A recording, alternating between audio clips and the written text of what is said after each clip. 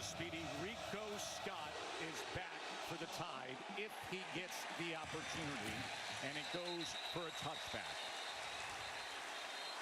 And that means the new starting quarterback for the Tide. Here is Ty Simpson, Jesse. The number 2 ranked dual threat quarterback when he came out of high school, but he had to wait his turn, sitting 2 years behind Jalen Milroe and 1 behind Bryce Young to get this opportunity. There's a lot to like about him. He can make all the throws. He's not as dynamic a runner as Jalen Milroe, but that mobility still is key. What he doesn't have, Joe, is experience. This obviously his first start on the road, hostile environment. His play caller, Ryan Grubb, offensively has to do a really nice job here getting him into a rhythm early. Jan Miller, who's set to be the starting running back this year, is out injured with a dislocated collarbone. So Richard Young, who was the prize recruit a few years ago, will carry the ball to get things started for Bama. Impact players built by the Home Depot, Jesse. There's a lot of guys we're going to be keeping our eye on here in this game. And when you talk about Alabama offensively, Caden Proctor, one of the best left tackles in the game. Ryan Williams, one of the best talents at wide receiver you'll see. Unbelievable ability. And Earl Little Jr., the Alabama transfer, playing that rover spot for Florida State's defense, really is the quarterback of their back end. Earl Little Jr., who just made the tackle after a 6-yard gain by Young. Play action. Simpson's first pass of the year is complete to Jeremy Bernard. Really love this play call here by Ryan Grubb early, putting Ty Simpson on the move and giving him one option. Jeremy Bernard running the out-breaking route. Just a nice throw. Ty Simpson with his feet underneath him, getting the completion, moving the chains, and that's the kind of play call that'll help a young quarterback in his first start just start to settle into the game. 12-yard reception for Bernard, who followed Coach DeBoer from Washington over to Bama in 2024. Here's Young again as he hits the hole on the right side for a gain of 2.5 yards. And it was Earl Little Jr. again, the former Tide player with the tackle. Well, you're seeing Richard Young here getting some touches early. Their most explosive runner at running back from a year ago, Jan Miller, out of this game with a dislocated collarbone. So it's going to be a bit of a running back by committee approach here for Bama. 2nd and 7. Here's Simpson trying to extend the play. And he tucks and runs as he strides out just a yard beyond midfield. But I think you like to see that if you're Kalen DeBoer watching your young quarterback here. Make a good decision, right, Joe? That time nothing's open downfield. You're not trying to force it into traffic. Just go get what you can get with your legs and keep this 3rd down manageable.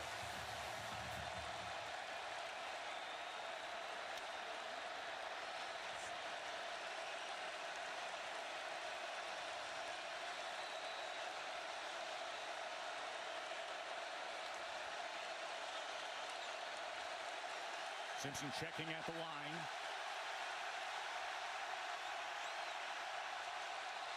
Third and 2. And the whistle blows. The flag came down. Looked like Wilkin Formby at right tackle moved early. Before the snap, false start, offense, number 75. 5-yard penalty, 3rd down. And that's a player on the offensive line who did have some struggles a year ago. Justin. Yeah, the right tackle position was the weak link for Alabama's offensive line a year ago. Elijah Pritchett got most of the reps. He was really up and down. He's now gone playing in Nebraska. So Formby's in that spot now, but he really has to settle in. There's a lot of NFL talent on this offensive line, but that right side is where we have our eyes. Caden Proctor on the left side is just a dominating mauler.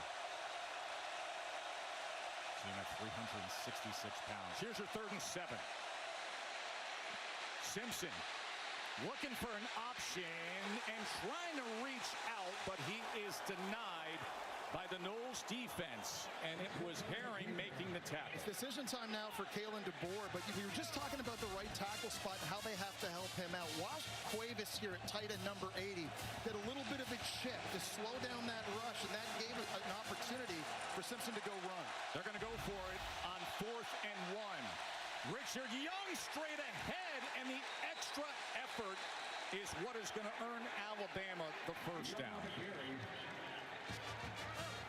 Well, it looks like Justin Cryer, linebacker for Florida State, came right up the middle and got some push. He drove Gino Vandermark backward a little bit, but it was Richard Young at 212 pounds needing all of that to move the chains.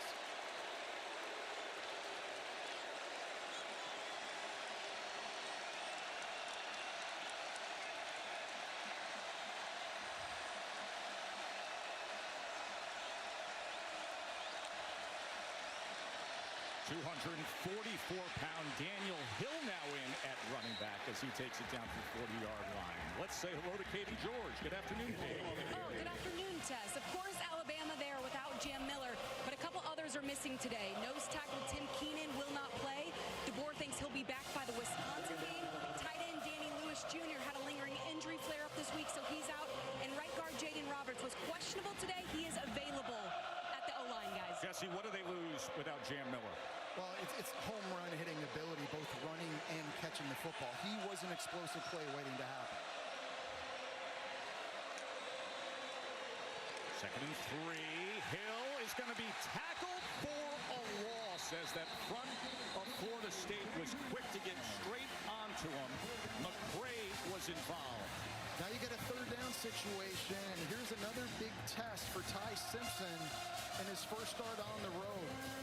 Florida State's got a new defensive coordinator in Tony White. He runs this 3-3-5 scheme. You see him right there, and they can be very multiple and rock and roll safeties to try and disguise their coverages and confuse the quarterback. So Simpson really has to be locked in here. Tony White was at Nebraska the last couple of years. Syracuse before that. 3rd and 5.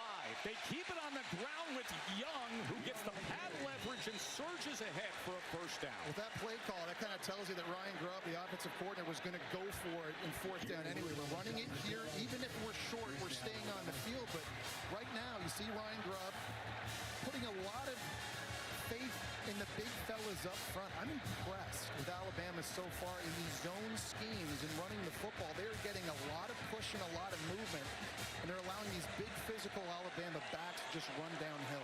Ryan Grubb had all the success with Coach DeBoer when they were at Washington 2 years there. Remember Michael Penix, the quarterback, the record-breaking stats. 10th play of the drive, and again they run the ball, and this time it's Kevin Riley, the 4-star recruit from 2024, who has played really well in scrimmages. Cam Dewberry here is a transfer from Texas A&M starting at left guard. He's able to climb up on that linebacker and open a massive hole. 13-yard run by Riley. So we've seen Young, we've seen big Daniel Hill carry the ball. Now Kevin Riley with a burst.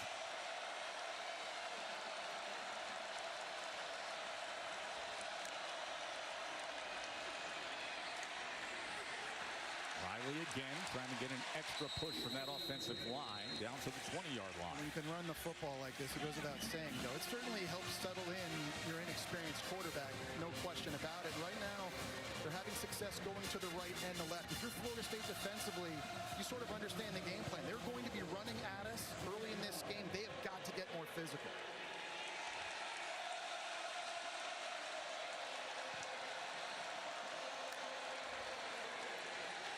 Simpson with time to the end zone. Incomplete. He was looking for Jeremy Bernard. Well, he was looking for a back shoulder throw to Bernard running a corner route. He's very lucky because Earl Little Jr., we talked about him being an impact player right in the middle of the field. He's watching his eyes, and he's shooting over there. And if that was just a hair second later, that might have been picked in the end zone. Jabril Rawls was able to get that right hand on it as Earl Little Jr. was coming in like a human missile. 3rd down and 6.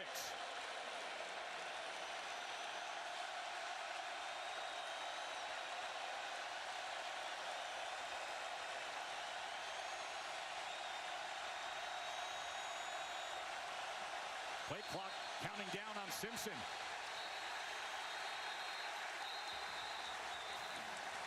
And with that, a timeout is going to be used by Kalen DeBoer and the Tide.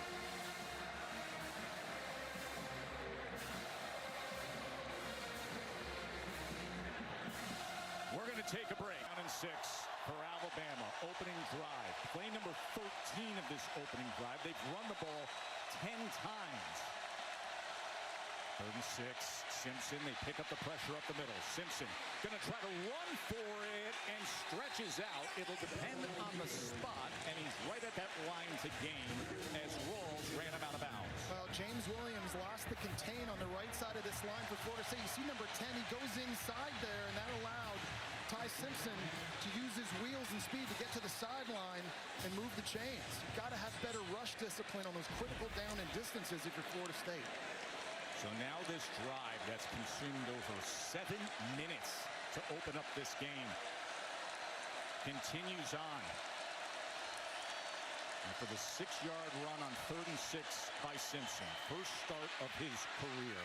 And he gets it complete to Ryan Williams, who that quick acceleration as soon as the dynamic now sophomore turns the corner, gets it down to the 2-yard line. And I love them putting him in the slot there. Last year, you're used to seeing him on the outside of the field. That time, Ryan Grubb putting him inside on a double move. First and goal. Richard Young met in the hole. What a good run fit by the former Alabama defensive back, now playing for the Noles, Earl Little Jr. He plays, in my opinion, the most important position in Tony White's defense, that rover spot. It's kind of a hybrid linebacker safety, but he has the freedom to just sort of search and destroy. And when he sees the ball, he can go get it. That's a big stop there, but they need a couple more now down inside their 5-yard line.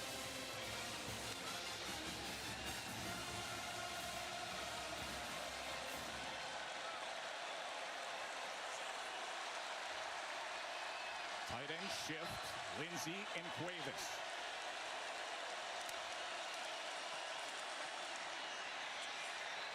Turning the corner into the end zone is Cuevas for the first Alabama touchdown of the season.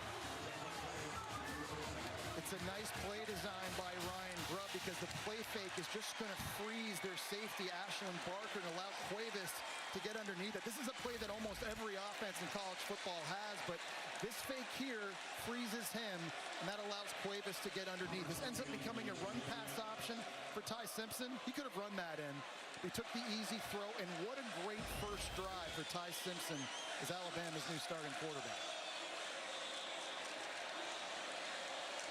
Connor Talty is the new place kicker for Alabama as he adds the extra point. And you can see Mike Norvell had that championship season.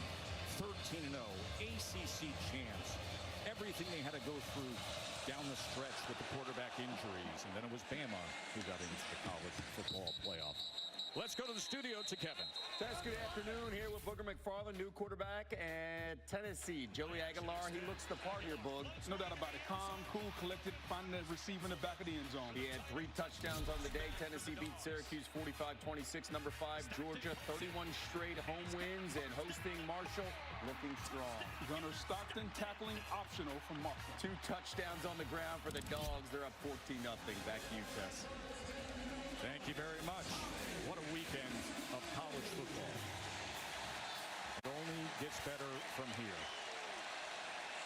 Tommy Castellanos, the transfer quarterback from BC, now taking over the reins for the Noles. But it is a former Alabama running back who gets the carry in Roydell Williams. So Castellanos played at BC, had success, defeated Florida State here last year on the Labor Day game, and then transferred here this offseason. A lot to like about his game, too, Joe. He can hurt you throwing it, but he's an explosive runner, and I think a perfect fit for what Gus Malzahn wants to do.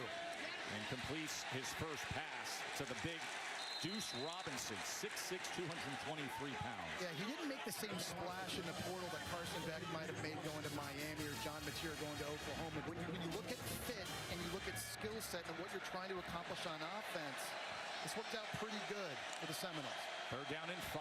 Gus Malzahn, former Auburn and UCF head coach, showing that tempo now as the play caller. He's going to take a shot downfield, and that ball is incomplete. It was in the hands of the true freshman Boggs for a moment, but unable to corral it. And that ball was just dramatically underthrown that time by Castellanos.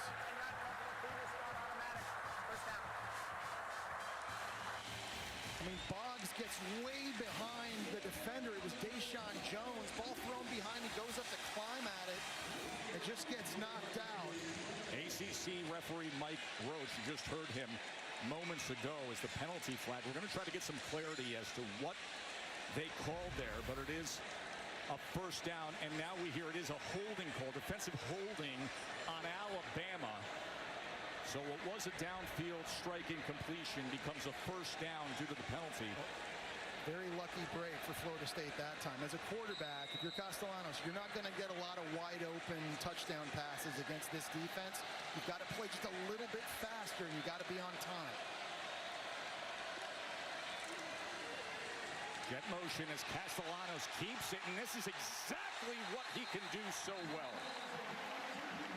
He's quicker than he is fast, but his first 10 yards are so explosive. And part of why I love him here at Florida State is Gus Malzahn is going to feature him in the run game. On design runs like that, he's going to have the opportunity to scramble as well. But you can ask any defensive coordinator who faced him during his time at Boston College or UCF, he is hard to bring down.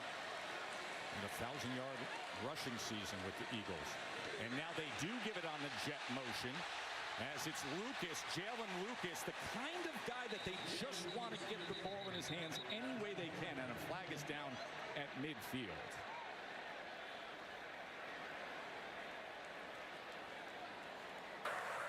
Holding. Offense number 87. 10-yard penalty. First down. It's Marquiston Douglas, who began his career at Florida State for 4 years before transferring to Arizona State. He's out here trying to block. He's a big guy, Joe. At 6'5", 270 pounds. It's basically like having an extra offensive lineman out there, just getting tangled up a little too much with Quay Russo. Yeah, the boomerang transfer. He comes here, starts his career, goes out west, and then comes back for what is his redshirt senior season. So with that, it makes for a 1st and 20.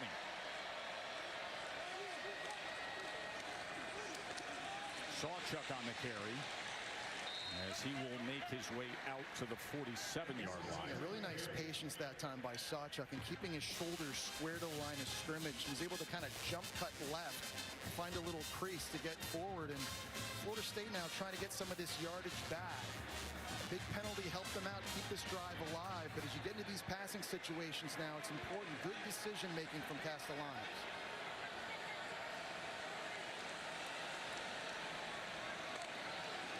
Second and 15. Castellanos gets it out quickly, and he does so as Randy Pittman, who spent the last 2 seasons down in Orlando playing for Gus Malzahn at UCF, makes the reception. So now we got the big 3rd and long coming here for Florida State, and up front on the offensive line a year ago, they were just bad. They were very experienced, but they were very poor in pass protection, especially on the edge. 4 new transfers come in, starting. This is a big moment for them right here.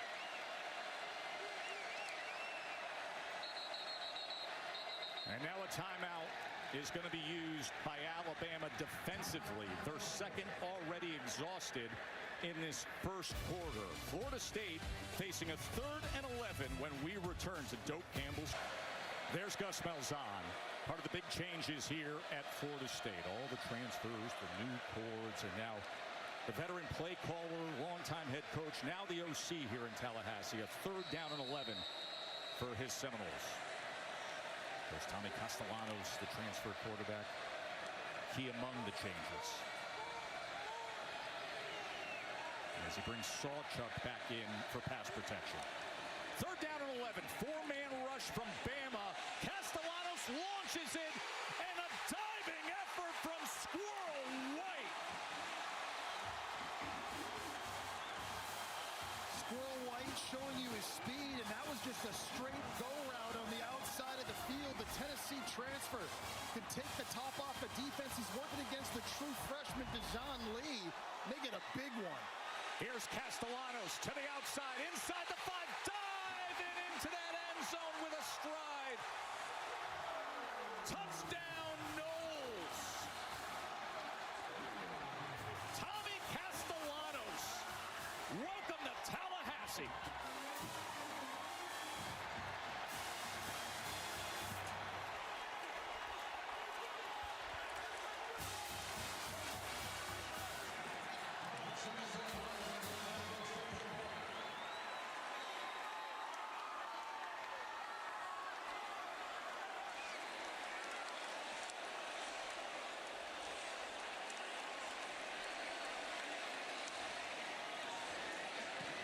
Weinberg adds the extra point. And in this day and age of college football, isn't it amazing how quickly things can change? And give Castellanos tons of credit because he found his best matchup. He had the Squirrel White and the speed to the outside working against a 6'4" talented true freshman that cannot keep up, and right away to get back to the line of scrimmage. And I love the scheme on the zone read touchdown by Gus Malzahn. This is going to handle this defender. He fakes like He's blocking. Pittman comes out and gets the block in the second level on Bray Hubbard.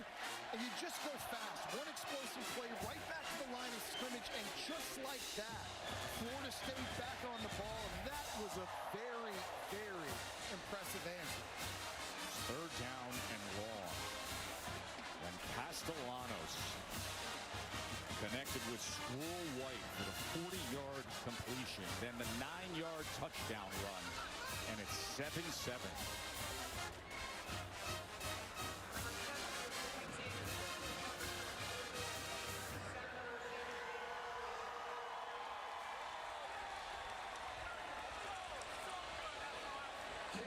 The grand unveiling of this renovated stadium, and what a way to start things off with that 7-play, 75-yard touchdown drive. Tommy Castellanos makes a difference. Of course, he made a lot of headlines this offseason, didn't he? Castellanos doesn't seem concerned. Remember this quote? They don't have Nick Saban to save them. I just don't see them stopping me. All disrespect will be addressed accordingly. Disrespect will be addressed. I know we stand on what I said, but there's no disrespect between that side of that team or anything like that. Well, I asked Tommy what his intentions were when making those comments. He said he wanted to let people know this is who I am as a person. I'm fearless. I'm relentless no matter who we play.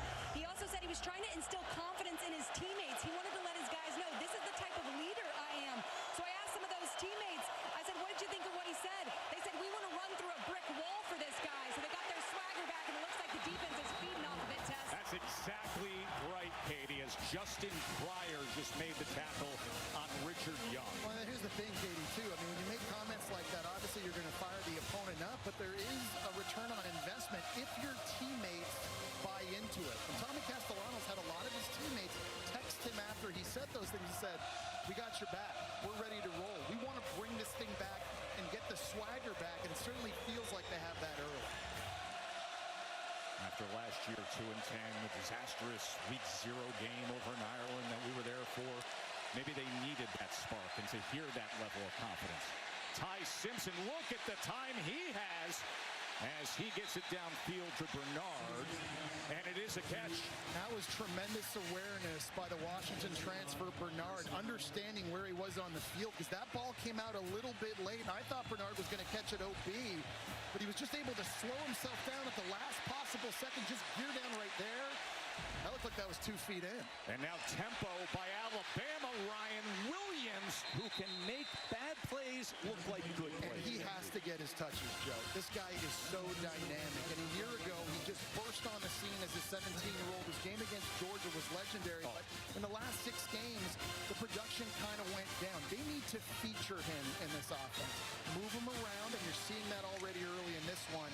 But just creatively find ways to get him involved in the game. He's just too good of a talent. Well, that play against Georgia he had with 2.5 minutes to go, and Milroe with the deep ball, and then Williams just putting on a show with his athleticism.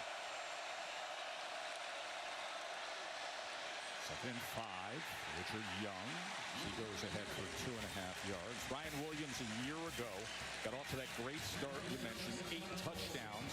That led the team. It was 4th in the SEC. And all of a sudden you get to the last 6 games, and he just wasn't getting enough looks, in my opinion. And you've got to find ways to get him reverses, jets, screens. You got to move him around. He's 18 now, so he's all grown up. Yeah. I mean, he's earned this chance, but he just has things you can't coach and you can't teach.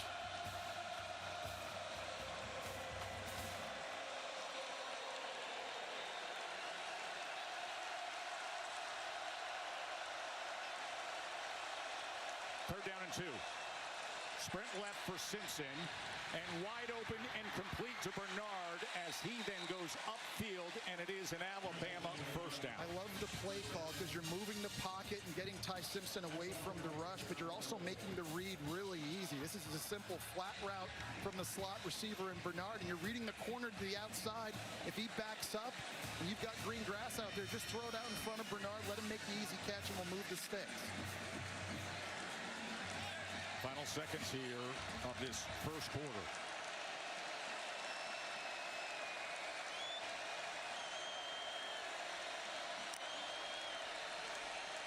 Simpson gets it complete to Isaiah Horton, a transfer from Miami. Sets things up today. False start on the offense. 5-yard penalty. Third down. Mike Norvell, his 6th season at Florida State, and there is I think it was the left guard. I think it was Cam Dewberry there, the left guard. He just flinched a little bit, and Shaheem Brown came off that edge. So now a 3rd and long situation for Ty Simpson. You're in field goal range. You just can't be careless with the ball. You cannot take a sack. You cannot force this thing into danger. If it's not there, run and get what you can, or check it down. Points are at a premium here. Ty has completed his last 6 pass attempts. Here's a 3rd and 13 after the penalty. Pressure, steps up and is sacked. Tony White's defense active up front today as he was brought down immediately, and that was Tay Diggs, the transfer from Coastal Carolina, who gives them an explosive pass rush off the edge. Yeah, and there's games up front. They're looping guys. Diggs is here. He's the one who's going to get home, and everything just started collapsing quickly. Nice play call by Tony White, the new defensive coordinator for Florida State. As we said, couldn't take a sack. It's now put him in really tough position here for a long field goal, the first attempt ever. Connor Talty is the new place kicker. He has a big leg. There were some concerns in camp with accuracy. Then he had a big week of practice this week. From 53.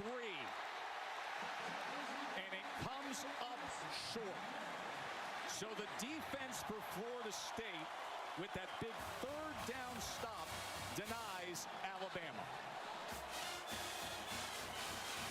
You're seeing complimentary football. Phenomenal drive on offense led by Tommy Castellanos to take them down the field. You get the bomb to White, and the QB run scored. Defense comes back out, and they're able to get a stop. So, Joe, all of a sudden you're feeling like the momentum here at Doak Campbell squarely on the side of Florida State.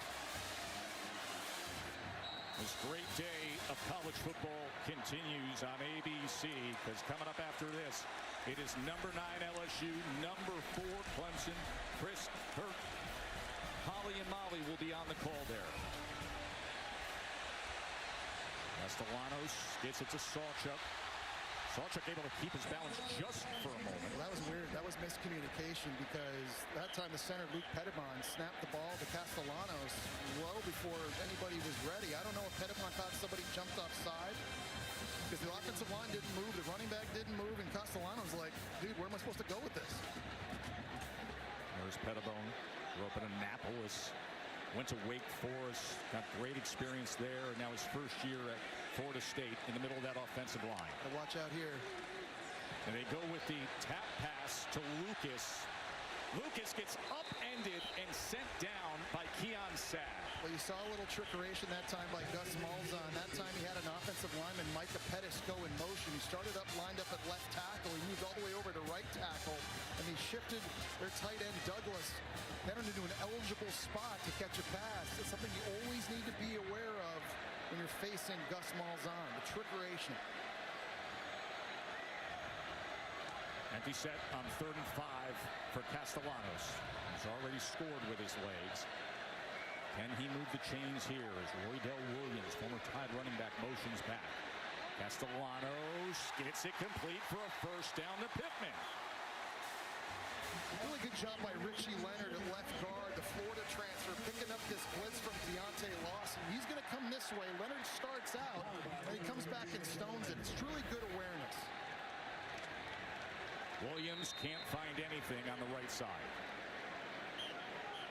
It feels like there's a nice rhythm and flow right now for FSU offensively here, mixing in the run. They're sprinkling in a bunch of different personnel packages, a bunch of different shifts and motions, trying to keep Alabama defensively on their heels. 5 runs, 6 passes. Gus Malzahn, the new offensive coordinator. Play action. Castellanos survives that and now dives ahead to the 40-yard line. It'll be 3rd down from there. He's tripped up by Justin Jefferson. This is a big area here for Alabama's defense, too, because you're kind of on that fringe area just out of field goal range. You don't want to give anything else up here. A If you're Gus Malzahn, Mike Norvell, I think you're already talking. This is 4-down territory right now, right here. So don't be surprised if the Noles decide to run the football. And you see Alabama subbing some bigger bodies on the field. They're probably thinking that too. Florida State is 2 for 2 on 3rd down in this first half. 3rd and 4. Castellanos looking for something straight ahead. He got small and low and moves the chain. I just love that design because you got Lucas in motion running the jet sweep, and that stretches Alabama horizontally and opens up some big lanes for Castellanos to run in behind the pulling left guard, Richie Leonard. There is big Richie Leonard, 6'2", 329 pounds. The transfer from Florida. He was a big-time Bulldog worker at Florida. Led them in snaps 2 years ago.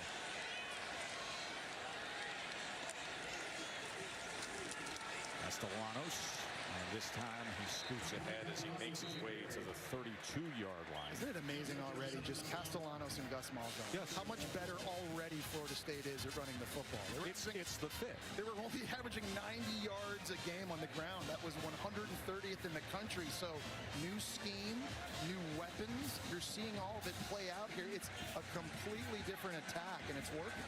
Remember, he recruited him to UCF. That's where he started his career. Then Castellanos goes off to BC. Bill O'Brien takes that job, and then he reunites here with Malzahn. Here is Danzy now, and look at Makai Danzy. How about it, Noles?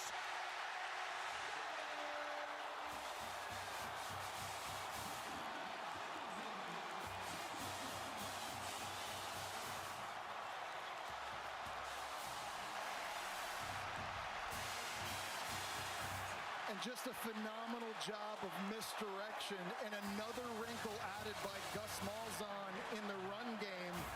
You're seeing it all sorts of ways. You've got a guy coming in jet motion this way. This lineman's pulling. This running back's going this way. Everybody on defense heading that way. But the ball's going back to the left. And when you talk about Makai Danzy, he's not just fast. He's ACC record holder in the 400-meter dash fast, Joe. A 4-time All-American getting his first touch and making it count. Oh, there is a certain energy here at Doak Camp. And an interception. Of course, Matt Patricia, former NFL head coach, longtime Patriots coordinator, the new defensive coordinator for Ohio State with a big win today. Of course, the story for Florida State the last 2 seasons. Well, Mike Norvell has been on this incredible roller coaster ride. They were champions of the ACC in 2023, snubbed from the playoff. Then the Orange Bowl, where so many of the key players weren't around for that against Georgia. Last summer, the hype-built DJU preseason number 10. We flew over to Ireland with them. We're sitting there. We're thinking they're going to have a sensational season. Things unraveled after that. 2-10. But now, the new coordinators, the new talent on offense and defense. The key word, desperate and hungry. And they're leading Alabama 14-7. That ball is incomplete as Simpson couldn't connect with Quakes. Well, and I was asking him about that this week to put context to the word desperate. He says everybody talks about how they want to win, but you've got to be willing to make the sacrifices to get the edge to do that. There are a lot of people at Florida State, including that guy right there, that have something to prove. Castellanos got benched last year at UC. Mike Norvell had to restructure his contract this offseason. Gus Malzahn resigned at UCF. There are a lot of people with lots of talent that want to prove people wrong and prove people they can play to the standard here in Tallahassee. They're off to a good start.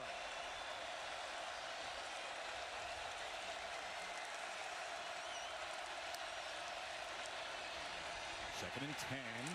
Riley, as he is stacked up and driven back. Katie.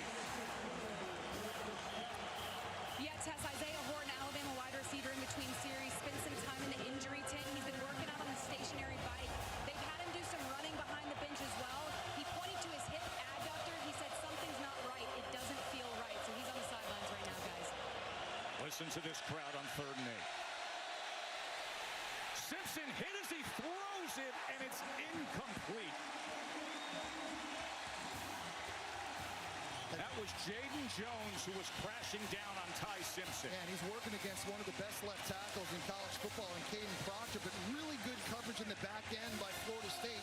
It forced Ty Simpson to just hold it, and a nice spin move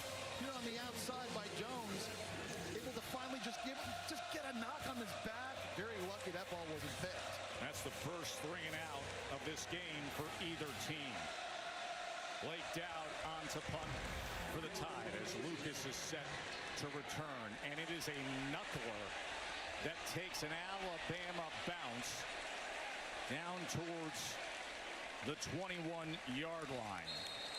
That Florida State defense with Florida State back out there for their 3rd drive. 2 combined drives for the Noles. 15 plays, 140 yards, and a touchdown lead on number 8, Alabama. Castellanos gets it quickly to Deuce Robinson, who kept his balance for a first down. Well, they've been on fire. They found a really nice rhythm. They've hit some explosive plays as well, but it's been mostly because of what they're doing on the ground. But nice balance, keeping Alabama off guard. That time, Deuce Robinson, the big 6'6" transfer from USC, finally getting his first touch in the game. He's got to be a big weapon for them, too.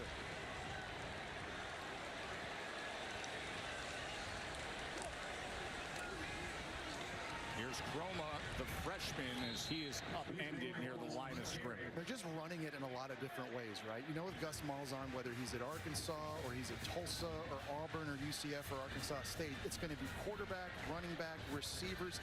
Everybody's getting involved. And what I'm really impressed with right now is Tommy Castellanos and just how quickly he's making the right decisions in the run game. All these zone read keys and defenders he's looking at, he's playing very, very fast.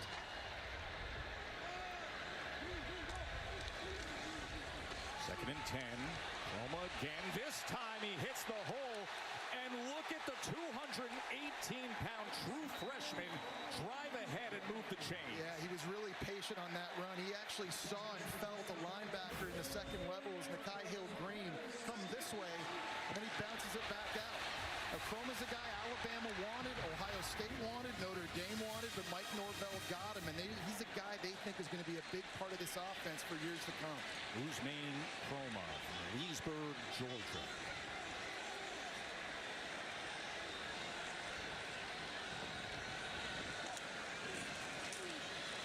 Castellanos is going to feed him again, unable to bounce it, but then just falls forward. And with that, took LT Overton for a couple yards before Brown made the tackle. I got to tell you, Joe, I'm a bit surprised at how Alabama's getting pushed around. I agree. And we do have to point out, Katie mentioned early in the broadcast, they're without their best run defender, Tim Keenan, up front.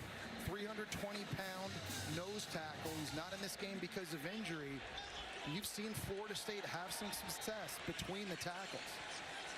Well, remember we told you about the staff changes, and we'll get to it after this play, but there was a key one for Florida State that's making an impact already. Castellanos on 2nd and 7. Oh, Tommy with a spin for extra yardage, and it's another first down for the Noles. You have to keep pass rush lane integrity against Castellanos, or he's going to break out like he did right there. He's only 5'11", but he feels this lane. He just has that innate ability. We talked about him being more explosive than he is fast. The first 10 yards, man, he is shot out of a cannon.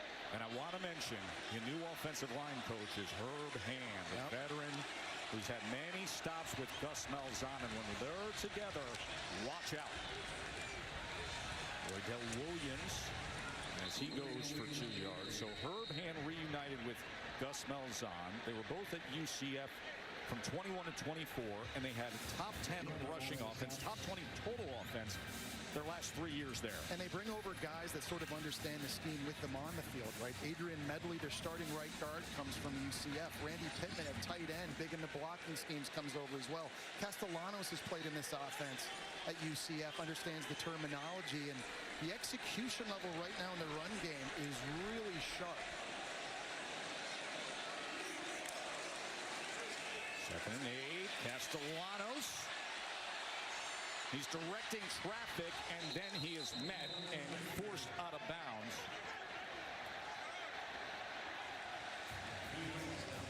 Here's another down coming up here, 3rd down, and you're in that manageable area for Castellanos where he's got to be able to use his feet to go and get it. Pierre makes the stop there and creates a 3rd down and 4. So 81 rushing yards, have a rushing touchdown already. What can he do here on 3rd down?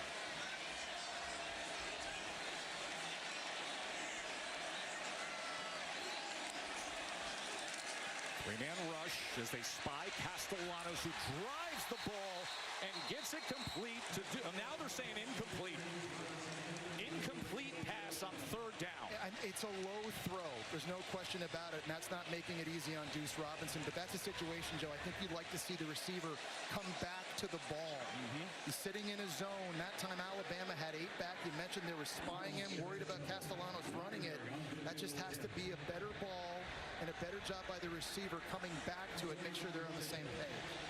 It'll be a 45-yard attempt for Jake Weinberg. He got playing time in one game last year and then won the starting job this year.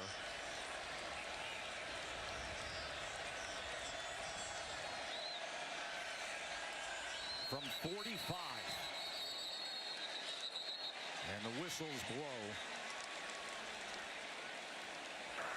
Before the snap and delay a game foul, Florida State takes its first time out of the half.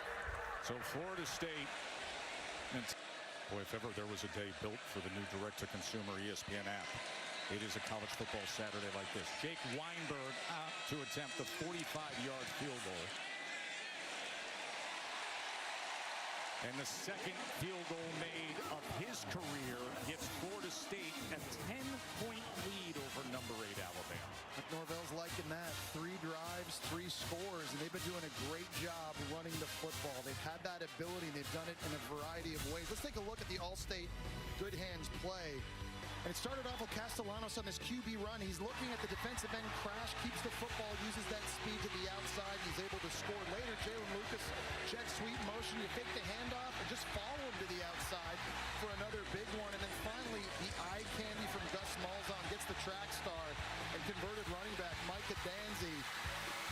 Once again, to the perimeter, 111 rushing yards already for Florida State. Some of that has come on designed runs, some of it has come on scrambles, but a lot of different people touching it. Right now, Alabama's trying to find the answers to slow down this run game.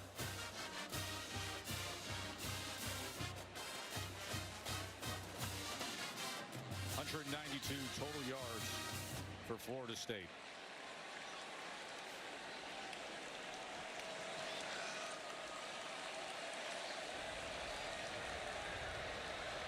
Great atmosphere here in Tallahassee today. Renovated stadium, new look team, and a scoreboard that's putting a lot of smiles on these faces. Thrilled that you're with us here for this ABC 3:30 game to get the season started. You know, we had an interesting conversation with Mike Norvell the other day of now that he's not dealing with the play calling abilities, how it gives him the chance to act more like a CEO actually down on the field, just like Gus Malzahn handled things. Yeah, it allows him to connect with players throughout the course of the game, not just on offense, that's what he's used to doing, but on defense and on special teams. And I think also what was interesting, giving his and lending his perspective to the coaching staff as well, situationally in all facets of the game. It's really allowed him to be more of a CEO on the field. It's obviously a new role for him. But so far in this first half, I think it's working out pretty well. Yeah, the ability in real time to coach the coaches, and a 10-point lead for the new look Noles. Richard Young, as he gave a little something at the end to Edwin Joseph with that shoulder. Bama's got to be able to get this going. They have to run the ball conventionally with running backs. No more Jalen Milroe. He can't break off an 80-yard touchdown run, even though Simpson gives you a little bit of mobility, but they got to do it the conventional way. And now you're seeing tempo out of the Bama offense, and Richard Young able to go ahead for a couple of yards. It'll be third down from there. Omar Graham with the tackle. So this is big here for Florida State's defense. If they can get a stop and get the ball back to Tommy Castellanos with around a little under 3 minutes to go, they've got an opportunity to steal some more points here at the end of the half. So here's a great situation for Florida State defensively to feed off the crowd and try to get off the field.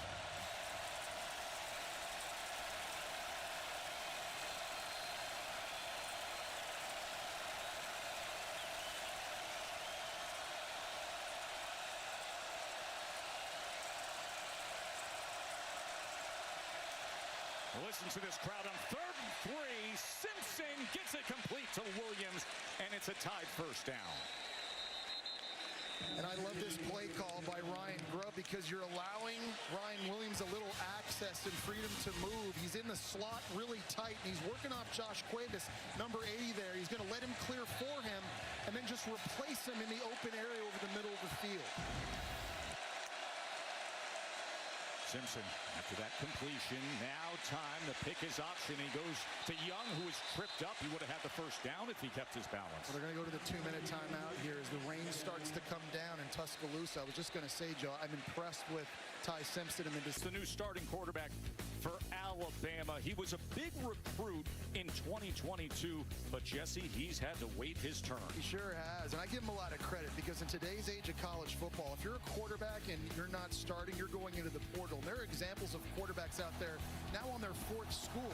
Ty Simpson believed this was the best opportunity for him to win a national championship and play at the next level, so he stayed to compete. Driving rainstorm all of a sudden here as Simpson gets it to Jeremy Bernard on 2nd and 4. One timeout remains for Alabama. Katie? Yeah, Tess, well, Ty Simpson, he told me one of the many reasons that he stayed at Alabama was because he watched guys like Mac Jones, Brian Robinson, guys who got better year after year, waited their turn, and then finally made a name for themselves their senior year. He said, I didn't want to take the easy way out. I knew I had room for improvement. I've done that. I fought with Bryce Love. I fought with Jalen Milroe in those competitions. I knew my time was coming, so he kept the faith. And it is his time. And now in a pressure situation on the road, trailing by 10. Facing a 3rd and 4 in a driving rainstorm. It went from a light sprinkle to an absolute driving rainstorm in a matter of minutes. Simpson's going to try to run it himself. And the pursuit gets to him as he is torn down immediately by Mandrell Desir, the great-looking true freshman. Yeah, there's a lot of movement up front that Florida State's using on the D-line, and the stunts and twists right now are affecting Alabama's offense to get clean blocks. Timeout on the field gives us a chance to catch up with Kevin in the studio. Tess, State Farm halftime report. Thank you very much. Look forward to getting up to speed on everything going on. This crowd is roaring. They bring the rain, bring the tide. As Alabama forced to punt away. And it is going to be corralled inside the 1-yard line. Now they're saying touchback. I think at this stage of the game here with 1:36 left, you just kind of wonder how aggressive does Mike Norvell want to be. Obviously, you've got one timeout, but you're way back in your own end, and everything's been working, but obviously with these conditions, ball security becomes a major, major issue. Florida State is going to get the ball back first in the second half, so I would expect this to be a bit more conservative, running the football, taking it into halftime with the lead. You never know what you're going to get until you play the games. And here we are in what is a rowdy atmosphere in a rain-soaked field in Tallahassee. And Tommy Castellanos and the Noles doing their thing as he slides down under a minute and a half to play in this first half.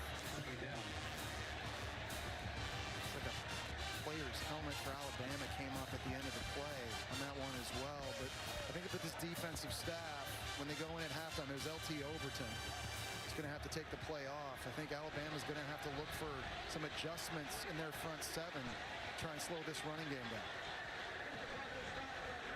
The team's helmet coming off. It's subject to a 10-second runoff. Florida State has declined that runoff. It'll be second down. That running game for Florida State has gone for 116 yards, and Castellanos with 57 rushing yards, averaging over 7 yards a carry, has the touchdown run. He is instantly a difference maker. Lucas on the carry this time. It'll be third down at about 2.5. You know, Lucas, for 5'9", 175 pounds, not afraid to run it in between the tackles himself. He's a weapon that I think we need to see more of here in the second half for Gus Malzahn, because he's a Swiss Army knife. You can do so many different things at running back, at receiver. In the jet sweep game you've already seen, throwing him the football. Only played in 2 games last year, Joe, because of an injury. time he gets it, people hold their breath. He's got that kind of speed.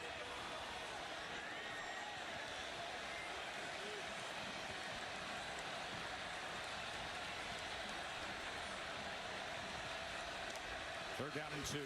Veteran quarterback Castellanos, as he finds a way to work Lucas into the mix again.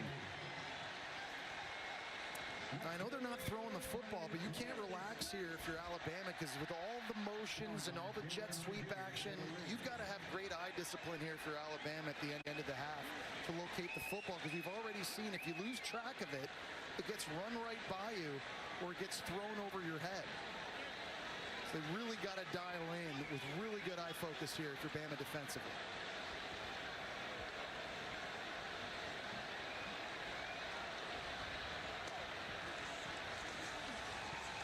Again, Lucas. Dylan Lucas and Gus Malzahn. Listen, we know through the years, Gus Malzahn, something about playing that script A. Yeah. And also, by the way, 2-minute situation, like Gus Malzahn's used to running the ball too. He's one of the few play callers in the game that, in this situation, this is great. I'll go fast. You need first downs in 2-minute type situations. Whether you throw it or run it, it doesn't matter.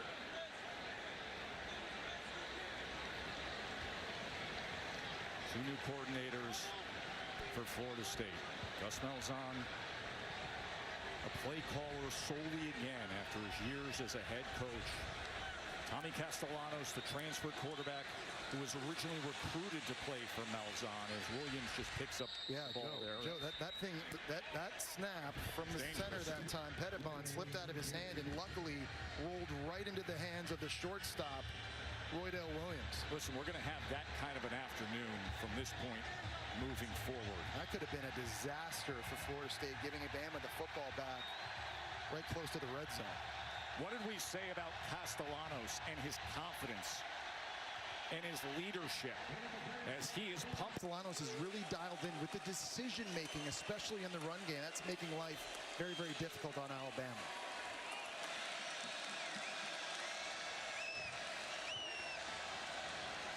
Roma will open up this second half with a run out to the 22. Katie. Yeah, Tess, I spoke with Kalen DeBoer when he came out of the locker room, and he said right now our defense is playing hesitant. He said Florida State's done a nice job throwing in some new wrinkles. He told his guys, go attack, do your job, stop being hesitant. The quarterback clearly keeps plays alive, especially on third down. He said we have to be better in those critical portions of the game, Tess. Second and 3. Roma with a stiff arm and a first down. Really nice job that time by the tight end, Randy Pittman, coming in motion. He's just able to kick out James Smith for a split second, which opens up the lane for Chroma. 5-yard run. First down for the Noles. You really got to like what you see too, Joe. If you're Mike Norvell and your offensive line coach Herb Hand, watching these guys up front fire off the ball early, trying to set the tone. They want to be the more physical team here in the second half. You know, it's impressive, all the individual parts in the transfer portal coming together and gelling early on. Castellanos, as he makes his way to the 29-yard line. That offensive line, you know, sometimes we talk about the communication being cohesive, but this unit is gelled early on. Well, yeah, and they've got a combined 150 starts, but this is the first time they're actually all starting together. You essentially have 5 new people up front, but they are doing a good job communicating with one another. It all starts with the Wake Forest transfer, Luke Pettibon, up at center. He's really got everything in control, as you see Herb Hand right there. Gus Malzahn raves about the way that he identifies things up front. Castellanos trying to extend the play, backing up to the 16-yard line and then throws it away. It'll be third down and 8. Beeman had pressure for the top. Alabama's got to find a pass rush. That was a big problem for them a year ago, Joe. They only had 25 sacks. Someone has got to be a force off the edge in this type of situation to get pressure on Castellanos. You think back to the great defenses that featured guys like Will Anderson and Dallas Turner and Chris Braswell. They didn't have that last year. They're hoping they can find some of that this season. Got Yonze Pierre out there right now, number 42. He's the guy that they say gives them the most juice. By the way, Courtney Upshaw's cousin, Yonsei Pierre. And the flags rain in. Ball start. Offense, number 57. 5-yard penalty. Third down. And it's a bit of a catch-22 as well. That's Micah Pettis, the transfer from Ole Miss, with the penalty for Florida State. But if you're pass rushing here on this 3rd and long situation, you can't be reckless, because we just showed you what happens when you get out of your lane. You got to win. You got to have great hands, great leverage, great technique up front to get home. But you can't be reckless. You still have to be able to play under control here. 3rd and 13. Set up the screen to Chroma. He spins his way out past the 30. Really nice job that time by Xavier Brown at cornerback, the true sophomore. He made sure he had the leverage and stayed outside, forcing the football back into where all the traffic was coming. This is a guy that has a lot of upside, Joe. He started 13 games a year ago as a true freshman, and people tried him, and he gave up some big plays downfield, but he made plays too. None bigger than the pick in the end zone to win the game against Georgia. He's a guy this defense, their coaching staff says, is the most improved this offseason. They're excited to watch him go. Mark Schimento on to punt away for the Noles. And Bakwe is the explosive return man for Alabama as it harmlessly bounces near the 28-yard line. The Revolutions is a crafty comedy. I'll tell you what now, you want to talk about velocity by Nussmeier? Take a look at the revolutions on that ball now. Here's Ty Simpson. He's going to launch it downfield. And that was overthrown. Earl Little Jr. was the closest man to the ball as Rico Scott was the intended receiver. Of course, LSU Clemson is going to be a thriller. The atmosphere in the other Death Valley. Yeah, going to be rocking. And I think it's going to come down to which offensive line does a better job protecting their respective quarterback. LSU's got a lot of new bodies up front on the O-line this season, going up against Peter Woods and TJ Parker, 2 likely first-round picks from Clemson. And then on the other side, you got Patrick Payton, the Florida State transfer, now rushing for LSU on that side. Harold Perkins, Jack Pyburn. Those O-lines, I think, will have a big say in who ends up winning that game. Cannot wait to see that. LSU and Clemson tonight coming your way. Simpson gets it complete to Bernard. Jeremy Bernard, and the Tide cross midfield and move the chain. Well, that was really nice that time. They had a stack release. Ryan Williams on the outside running the post, and that clears out the corner and allows Bernard underneath to work on the corner route to make the catch. Another nice play design, something that Ty Simpson feels very comfortable with. All the attention that Ryan Williams draws, and that stack release ends up with a 30-yard reception to Bernard.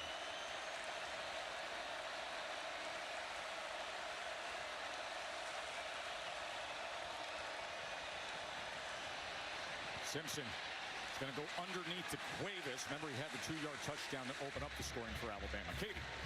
Yes, Alabama's starting right tackle Wilkins Formby was visibly sick over here on the sidelines before taking the field. He had a trash can in front of him, and trainers were tending to him, so something to keep an eye on moving forward. All right, Katie, that's the right side of that O-line we talked about earlier. Gino Vandermark starting at right guard in place of the injured Jaden Roberts, and then you got Formby at right tackle. First time Alabama's been in Florida State territory since 13 minutes in the second quarter, as just trying to get anything going with Ryan Williams, but Rawls right on top of him. Yeah, I wonder how much more empty you're going to see from Alabama. I think they're trying to simplify the picture right now for Ty Simpson. That time, just spreading everybody out. It allows you to see the coverages a little bit easier, see the pressures a little bit easier. There's a big third down here in plus territory. Ryan Grubb, the play caller, spent last year with the Seahawks in the NFL. Of course, was with DeBoer at UW prior. 3rd and 5, and nothing is there for Ty Simpson. We talked about the movement and the stunts and the twists giving Alabama problems. This time the Nebraska transfer, James Williams, just going to stunt inside. He's able to knife through this offensive line. A guy that played only 16 games at Nebraska, but got lots of pressure with 7 sacks. They think he's their best pass rusher. And on this critical 4th down, they need number 10 to come up big again. 4th and 5.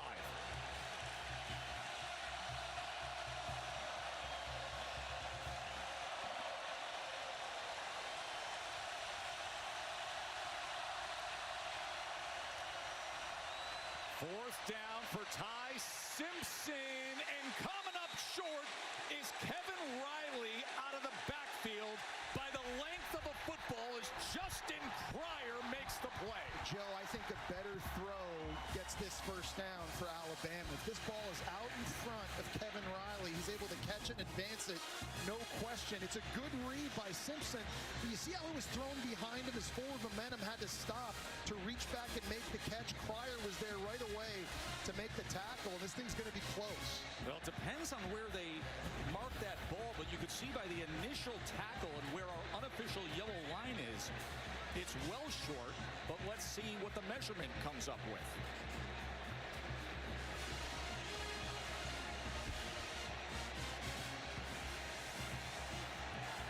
That is a turnover on downs. Tony White's defense is having a day. That's one Kalen DeBoer knows just got away from him. But it just, the game of football, as you always hear, it's a game of inches. And ball placement in the passing game can be the difference between a first down scoring points or turning it over on downs. We give Florida State's defense credit. Their offense came out, had to punt. Defense takes the field. They get the ball right back to Tommy Castellanos. Alabama has won 23 straight season openers. 23 straight season openers. They come here on the road as a top 10 team against an unranked Florida State team that the key word we've been hearing all offseason is desperate. Retooling, trying to reset, and instantly turn things around. And here we are in the third quarter, and it's the Noles defense that's been fiery, and their transfer quarterback that's been leading the way.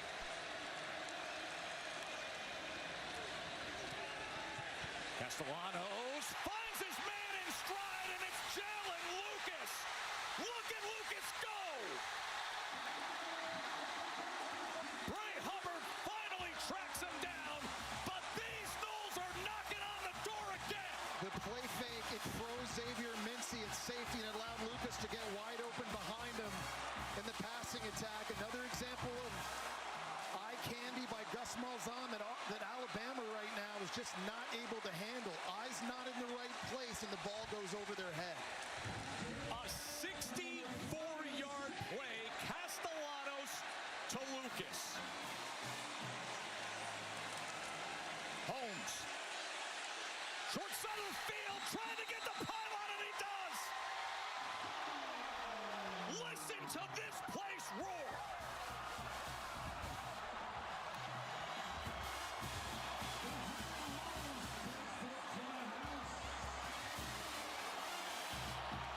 That was a jumbo look by Florida State. They took their left tackle, Gunnar Hansen, and moved him over to right guard. This is him here. That's a tight end on the left side, so they've got all these bodies and big bodies to the right of the formation. They go quick, the quick pitch.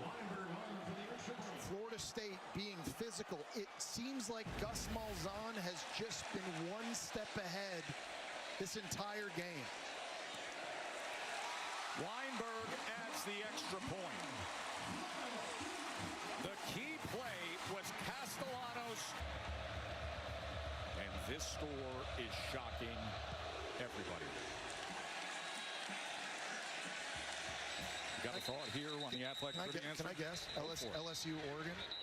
It's a good guess, but the Aflac Trivia answer are these two teams. Number 1, Alabama against number 3, Florida State, back in 2017. And Alabama won that game 24-7. This just feels big, though, doesn't it? I mean, this whole first week of the college football season, it's must-watch television.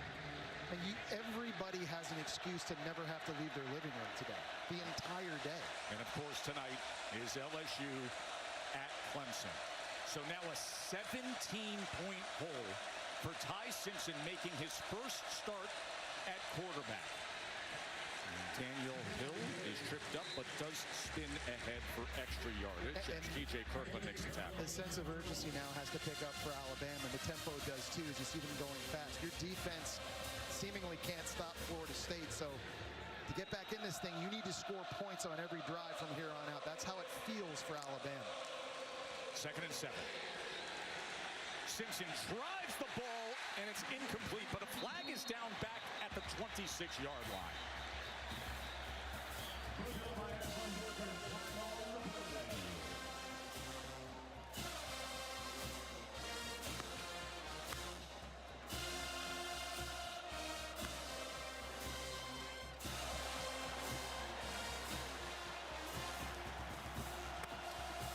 They've been calling Parker Brailsford there for holding at center. He's going to back Alabama up a little bit more. Where's Ryan Williams? Seriously. For Alabama's offense. Right now, 4 catches, only 27 yards. They have not been able to get him downfield. If I'm Ryan Grubb, I'm trying to scheme ways to get my best weapon offensively, the football vertical. He is lined up right here. Now you see him in motion. They're moving him around again, but we're seeing him a lot more in the slot now than we did a year before. 2nd and 17. Simpson. He gets it complete, and again it's Bernard, and Bernard past midfield. And that is exactly what they needed to try to spark something and dig out of this hole. And a really nice rhythm on the throw that time by Ty Simpson. So you see Williams in the slot. He's going to clear this out and open up the area on the dig route for Jeremy Bernard. Nice job catching it and advancing and getting some yak after the catch. Jeremy Bernard, the leading receiver at 117 yards. And Ryan Williams just had 4 catches for 27 yards. So Bernard's been the go-to for Simpson. Four-man rush as they go with the inside screen. The Woods ball's out. And they're going to say it's incomplete as Williams could not put it away. They're so lucky that wasn't picked. So lucky. And I like the idea. Just getting him a screen, getting the football into his hands over the middle in traffic. As you see Ryan Williams limping off the field after this hit. This is one he's just got to be able to secure and get upfield, takes his eyes off it for just a moment, then takes a big shot from Ashlyn Barker, 6'3", 215-pound safety, patrolling the middle of the field. And you see Williams limping off the field. He added weight this offseason and tried to deal with what ended up being the back half of last season when he tailed off the wear and tear of the SEC season, and now Florida State trying to punish him here in week number 1. Dre Washington is met right at the line of scrimmage. So now setting up 3rd and long. If you're Alabama, your offensive line, you got to be talking to each other. We're going to see stunts and twists. We're going to be moving. Parker Brailsford, the center, has got to make sure everybody's communicating. By the way, Ryan Williams still not back on the field for Alabama. Blake Nicholson just made that great play defensively for Florida State, and it sets up for a 3rd and 11 now for the Tide. 4-man rush. Simpson gets it complete for a first down. Bernard again. He is the one Alabama offensive player who has been reliable today. And that was a great job by Alabama's O-line. Sliding this way, they're going to get a big stunt to the outside, but a beautiful pocket to throw from if you're Ty Simpson. Really nice job. Brailsford makes the right call, slides them to the left. They were all in sync, and they get a big one. Dre Washington. Good run fit by Florida State, holding him to just a couple of yards there as Desir was in again on the tackle. Yeah, and I'll tell you, Earl Little Jr. playing that Grover spot is just back there blowing people up. I mean, he's playing that position so well. He's playing it aggressively, but within the rules, he's making some big hits out there on the field. It's a key part to Tony White's defensive scheme. 2nd and 8. Simpson with time to the end zone. Incomplete. Rico Scott, the redshirt freshman, fastest guy on the team, was the intended target. Just misses again. And we saw him miss on that last 4th down throw that forced the turnover on downs. That's one. He's got Rico Scott breaking open over the middle of the field in the end zone. The ball's just got to be placed out in front, Joe, and that's a touchdown for Alabama. That war chant gets louder and louder as every minute passes by and the Florida State lead has grown larger. 3rd down and 8.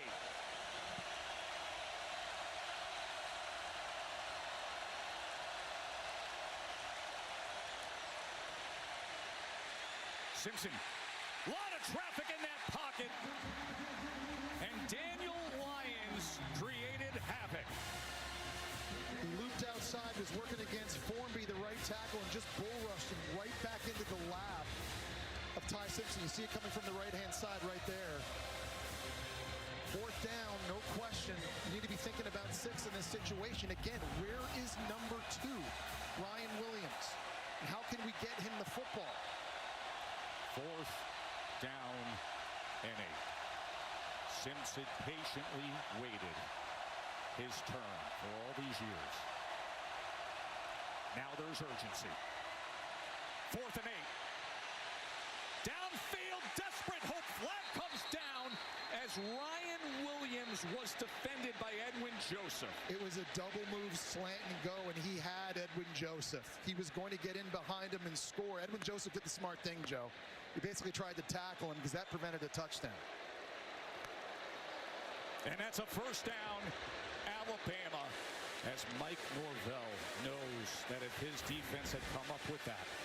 But we need more of this if you're Alabama. That's what you got to be thinking about here. It's great to throw screens and underneath double moves and jerk routes and stuff, but let one of the faster players in the country try to get behind this defense. More aggressive play calling and shot plays for Ryan Williams. The big back is Daniel Hill. He's a pounder at 244 pounds. Flanking Simpson with a fresh set of downs. Simpson goes underneath, and it was off the hands and dangerous again as Edwin Joseph potentially had a shot at it as Ryan Williams was the intended target. He's got to put 2 hands up, Joe. Remember, he took that big hit on the screen over the middle of the field. I don't know if that's giving him alligator arms, but it's not enough to just put up 1 over the middle of the field. I don't know if he's thinking about the hits or the bodies. You got to show toughness, and you got to be willing to make that play. One of the most dynamic players at the start of last college football season. Today, only 27 yards here in Tallahassee for Ryan Williams. Now Jeremy Bernard is lined up in the backfield. Simpson on 2nd and 10. Goes quickly to his tight end to the out, and it's incomplete. He was looking to connect with Cuevas, and Ashlyn Barker broke it up. There's just a different physicality and effort level from Florida State's defense. Tony White and his coaching staff have got these guys right and ready to roll. Now, this was an area a year ago. If you had Jalen Milroe, you could use his legs. He could take off and scramble. You don't have that same ability with Ty Simpson, so you feel like if he's going to get it done, it's going to have to be with his arm here. They're going empty, trying to make the picture cleaner. Simpson's 2 of 7 on this drive. Now facing a 3rd and 10. Checking at the line as Cuevas comes back in. He knows that Florida State has more guys in the box than they can block. Now that they bring in Cuevas, they're good. Here's 3rd and 10. And the flags come raining in.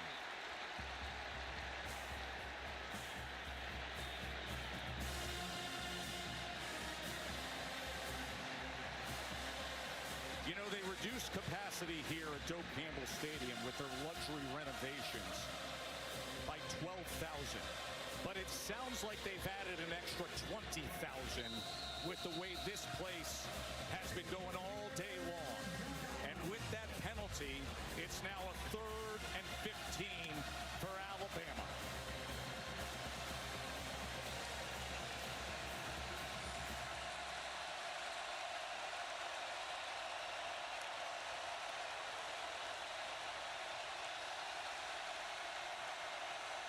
Play clock for Simpson. 3rd and 15. Oh, the ball's out! And Parker Brailsford, the center, is able to scoop it and safely put it away and get upfield. It was Elijah Herring, the transfer from Memphis at linebacker, the first to get to Ty Simpson. Daniel Lyons involved as well. Right up the middle, he's trying to climb up in the pocket. It's initially a good blitz pickup by Daniel Hill, but he can't hold on, and Parker Brailsford was there to scoop that up and get back whatever he could. Very lucky, though. That wasn't a scoop score for Florida State. Well, Elijah Herring, who played at Tennessee for a couple years, then starred at Memphis, and now forces Connor Taltney to come on for the 40-yard field goal attempt.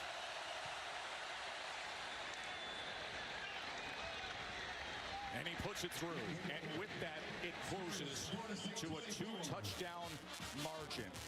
It is so intense here in Tallahassee. The skies that will take home the trophy this year.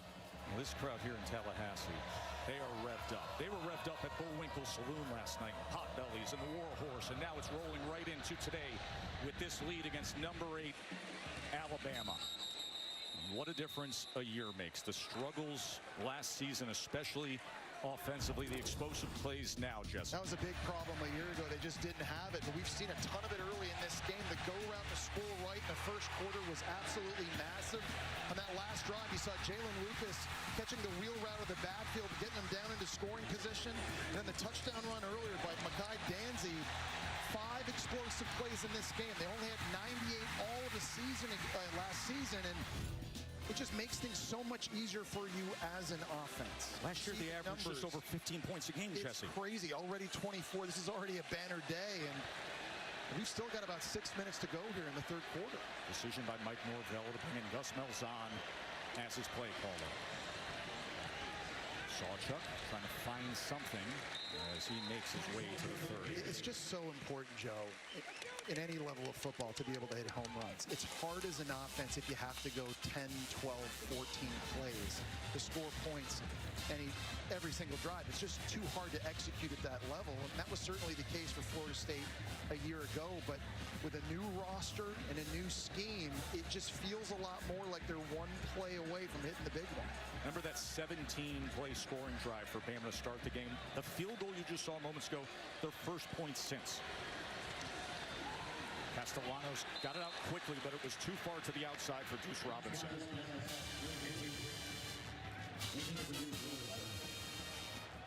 Gus gonna slow it down here on third down, obviously. We see him go fast, and he mixes his tempos up. Different varieties. Bringing Squirrel White on the field now. Making a substitution with Javen Boggs, true freshman, for an empty look here. These are those situations when Alabama's decided to sit back. Castellanos has been able to take off and run and go get it.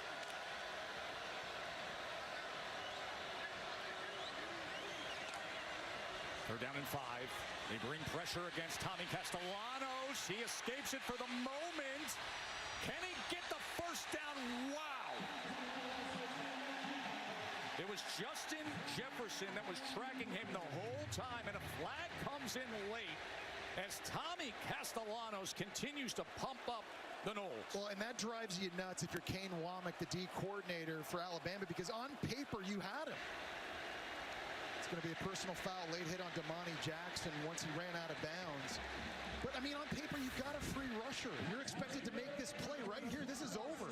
He's dead in the backfield, but he's got the explosiveness. It's like Kyler Murray in the first 10 yards. Yes. He just explodes past you, goes and gets the first down, and Damani Jackson's played enough football. The USC transfer knows you can't do that. You also can't have a game like this if you're Bama with penalties, and that is their 6th penalty for 50 yards.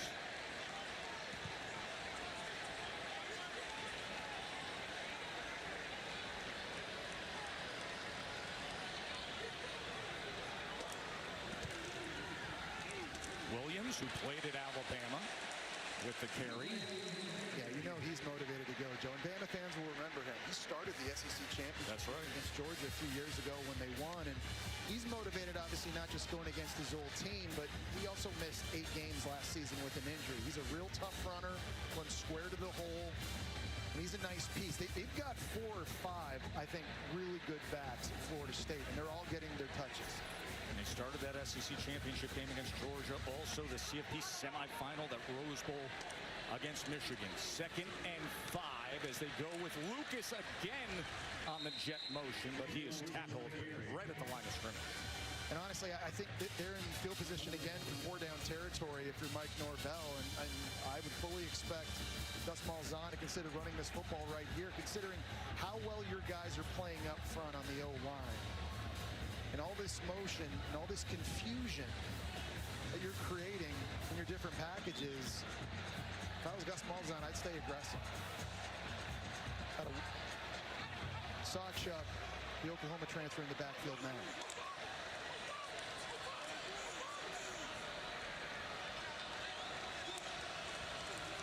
down and 4.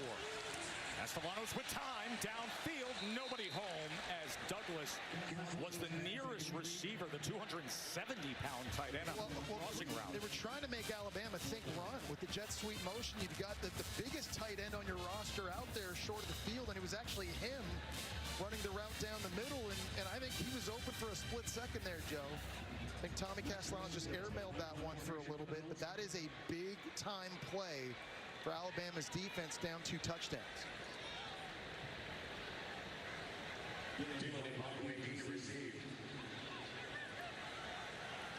Tremonto on to punt.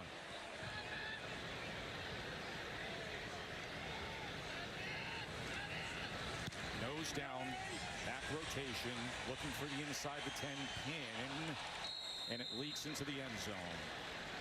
Of course, a Florida State legend was honored today, and oh, what an honor it's been to be his colleague. And the man of the hour, the great Lee Corso. You've got one last head here to make. This is one of the easiest picks I've ever made. Give me my first love.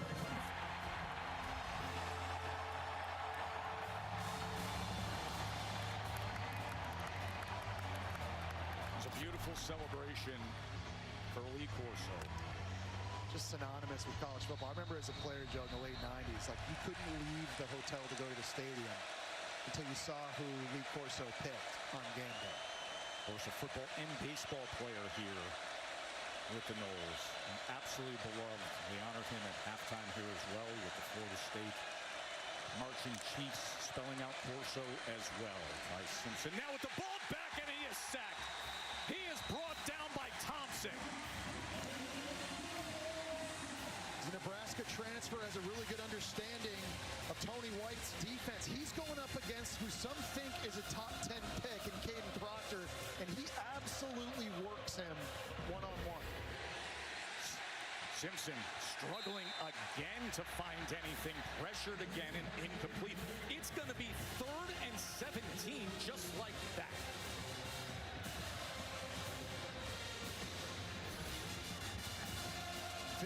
Rushing yards on that opening drive, Joe, for Alabama. And that beautiful, what was it, a 16-play scoring drive? 17. Since then, they have not been able to get anything going on the ground.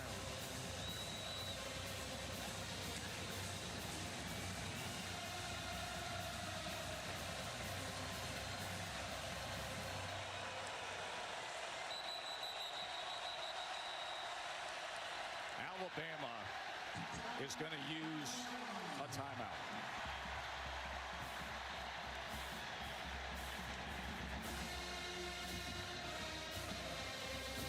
Jesse, you sit back and we've watched this all day long. Teams gain confidence. It starts to snowball. Tony White's defense watches what Castellanos was doing on offense and now firing off the ball, disrupting Ty Simpson. What is the answer for the Alabama offense? I think their best players have to step up and start making plays. We saw an example of it just a few moments ago. You've got your best offensive lineman at left tackle, Proctor, getting beat. You can't give up sacks. Ryan Williams dropping passes over the middle of the field. This is the time if you're Alabama where your key players have to play their best football.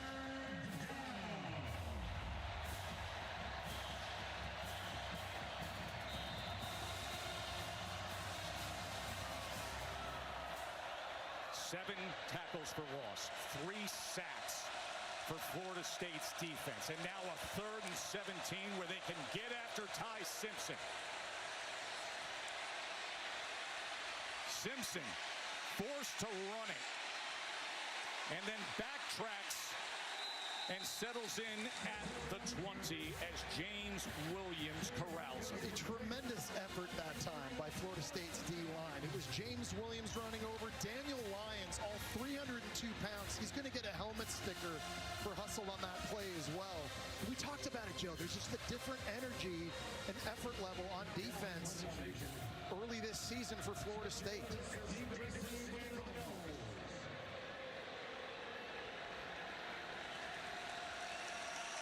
Dowd punting from inside his own 10-yard line. And it is an umbrella of a punt. Oh, he touched it! It's a muff, and it's Alabama's football! It is Alabama!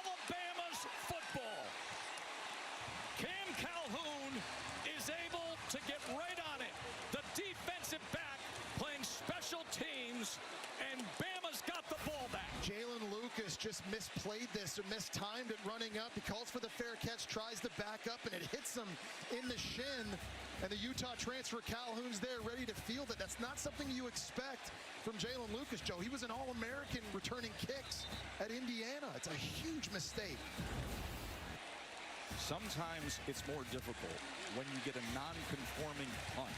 That was one of those umbrella knucklers that you're trying to judge. The next thing you know, it falls short, takes an awkward bounce, and it's a turnover. And is that just what Alabama needs to try to get back in this thing? A second chance for Simpson.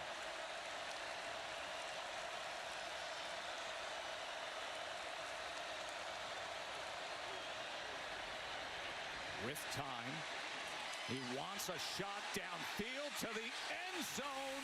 Flags come in as Ryan Williams was guarded by Jones. There's a great example of just getting Williams down the field on a post route. Gets behind the defender, lots of hand fighting with Jones. They're able to make the call. Two huge plays back-to-back now for Alabama. They score a touchdown here, Joe. We're in a one-possession game.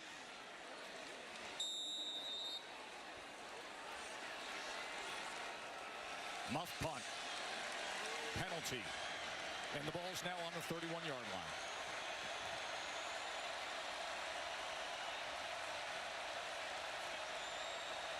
The wide receiver Bernard's in the backfield. And they're going to short pitch it to him. And he is forced out of bounds. Edwin Joseph tracking. Yeah, I think Ryan Grubb right now, he's just digging into his play sheet right now, just trying to find creative ways to get this run game established again. We showed you earlier, it was so good on that opening drive, but they haven't been able to do it conventionally since then. So you bring in the speedy Bernard, who he coached back at Washington, try and spark some life in the ground game.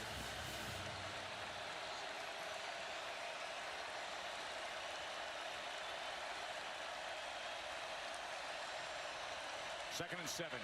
Ball was batted right in the face of Ty Simpson.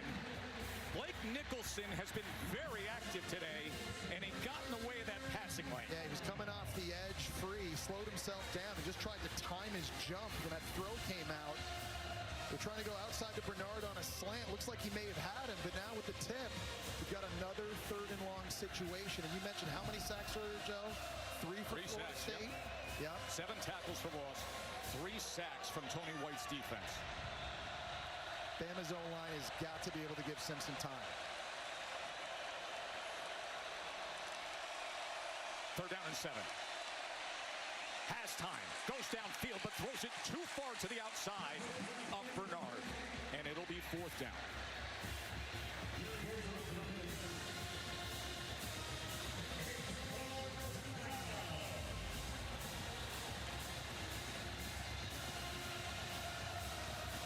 Kalen DeBoer deciding to be aggressive here in this situation down inside the 30-yard line and try and capitalize. To me, it feels a bit early. I think you kick a field goal here, you make it 11. Trust your defense a little bit. This one just feels big. 4th down and 7. Simpson has to spin out of the pocket. Gotta have it on 4th and 7. As Williams was trying to hold on to it, but it's incomplete.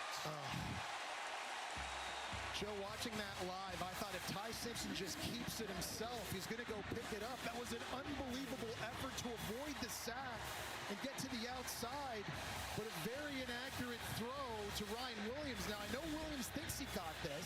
Let's take a look again. Now, the ball's allowed to hit the ground, but you have to have complete continuous control. No, that's incomplete. Oh, my gosh. That's a throw Ty Simpson is going to want to wish he had back. But Joe, I don't think he ever needed to throw it in the first place. I think if he just goes and takes off and runs, understanding where he is on the field, they get that. But these are some of the mistakes that you see from quarterbacks making their first start. Aviator shades don't solve these problems, my man. This offense has got to get going. Keep it on the ground and tackled for a loss as LT Overton comes charging in against Ooze Chroma, the true freshman. Wow, that was an unbelievable effort working against Micah Pettis. And Overton is a load at 280 pounds. He's able to use all of that to get inside here. He's a guy that people thought could have been drafted had he gone out this past season to be a top 50 pick. That's the guy they need to dominate. And how about this? That's their first tackle for loss today. With 25 seconds remaining in the third quarter, this loaded Bama defense's first TFL. Sawchuk on the carry, and now this defense seemingly looking to make a statement as Nakai Hill-Green, who was all Big 12 at Colorado last season, comes and run fits that and drives them back. So now these final seconds of the third quarter ticking down, and this Alabama defense desperate to get the ball back for their offense. What do we have brewing here? This out. We got 15 minutes, and we're trained for this. This is what we work the way we work in the off season to be able to go out there and finish a game. And obviously we just got to keep doing what we're doing, control what we control, and a lot of confidence about how our guys are going to finish this game. Thanks for the time. Thank you. A chance to do what Mike Norvell's team couldn't do a year ago. Have a signature, impressive win. We start this fourth quarter with a 3rd and 9 that gets blown up by Keon Sabb, and the Tide defense is going to create a big opportunity right here. And a really nice job of cat and mouse. Kane Womack, the D coordinator for Alabama, coached his guys up. That play started in an empty set. Bama was back in zone coverage. As soon as they brought Gavin Sawchuk into the backfield in motion, everybody came up to the line of scrimmage. It was full-out blitz, and the Michigan transfer able to get a big stop. And now Mark Schumento, after the first Florida State 3-and-out today, on to punt. Can he flip the field? And Bakwe's the return man, calling for the fair catch and securing it near the 36-yard line. Well, I tell you, the new ESPN app has been awesome. This direct-to-consumer product, it is the best way to catch everything. All of ESPN now is in one place. All the games, all the stats.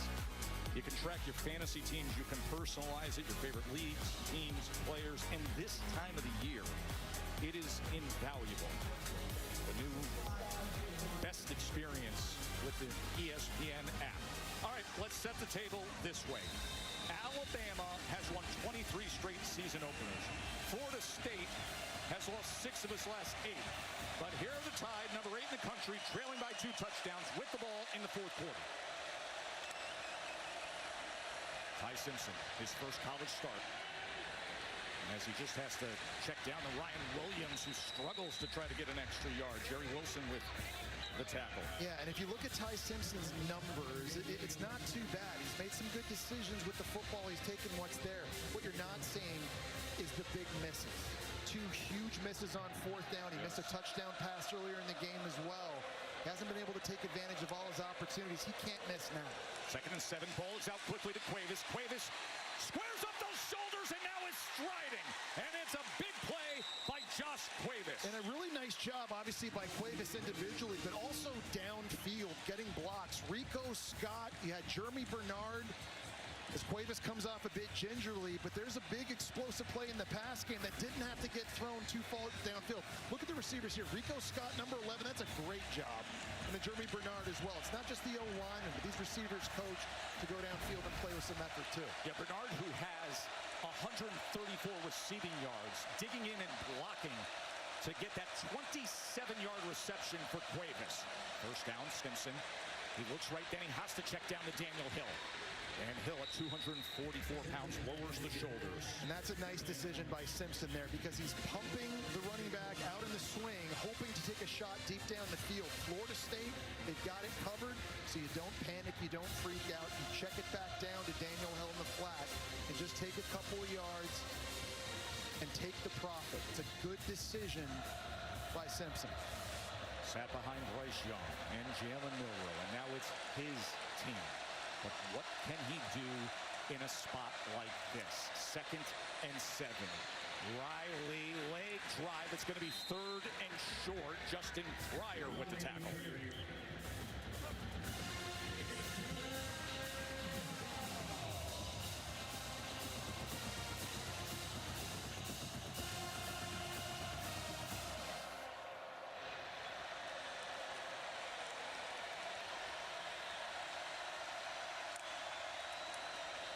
Third and one. Riley's got it. It's a first down, Bama, inside the 20-yard line. Wow, there's a redshirt freshman who's not the biggest back in their stable, 5'11", 191 pounds. That was tough running right up the middle. And a big down, he knew he had to have it, made himself small, got into the second level. And Alabama's offense finding some rhythm. Edwin Joseph is down, and the medical team special in the extended coverage of the arrival of the Tigers in Howard's Rock. Simpson on first down as he gets it complete to Bernard again. Nice little play action in a bootleg, getting him outside, buying some time, and that was a nice job by Simpson, letting the pass lane open up. Bernard wasn't open early in the route. He opened up very late. Simpson was ready for him. You see right here, it's not open now. It's not open now. It's the third window. Great job understanding where he is on the field, and a nice accurate throw. It is first and goal, Alabama. 146 receiving yards for Bernard. He pulls it. He gets it to Scott. Scott on his feet. Scott trying to get to the pylon, and he does. Rico Scott. Karate kicks it. Celebrate for now. Work still to be done, but Alabama has pulled back into this thing. We're going to see the replay and check things out with that pylon. It was a zone read with an attachment. There was a great job of Ryan Williams downfield blocking. Rico, is that toe hit out of bounds before the ball crosses the plane? That's what they're going to be taking a look for. Ruling on the field is right there. It's a touchdown.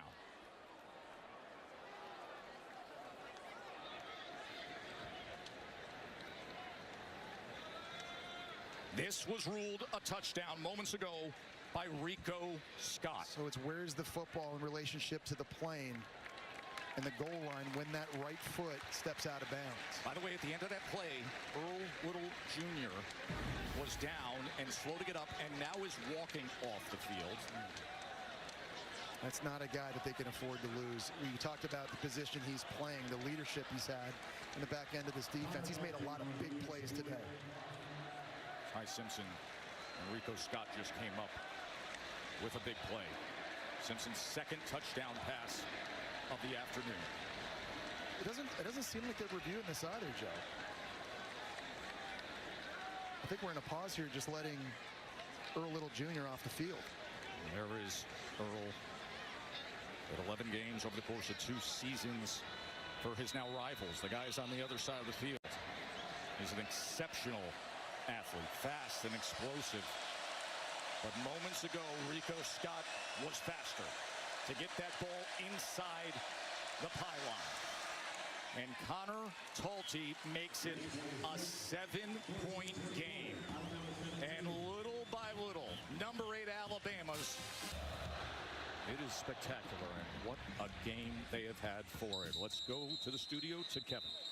Test week 1 of the college football season is here, and our multi-view is showcasing a handful of games as well as the third round of the U.S. Open across all of our networks. You can experience it all on the new ESPN app.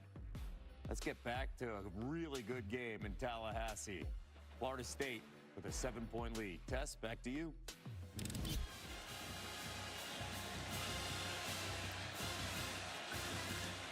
Tommy Castellanos, he opened up the day red hot. Can he put this game away for the Noles? Here's the true freshman running back, Chroma. It just feels to me, Joe, like there's a little bit of pressure on Florida State right now to have to answer this drive. Yes. Right? A couple things haven't gone their way here in the second half, and you're sort of allowing Alabama back into this game. You need to be able to answer here on this drive. There's lots of pressure on Malzahn. The new play caller after his years as a head coach. Back to what he's always done best.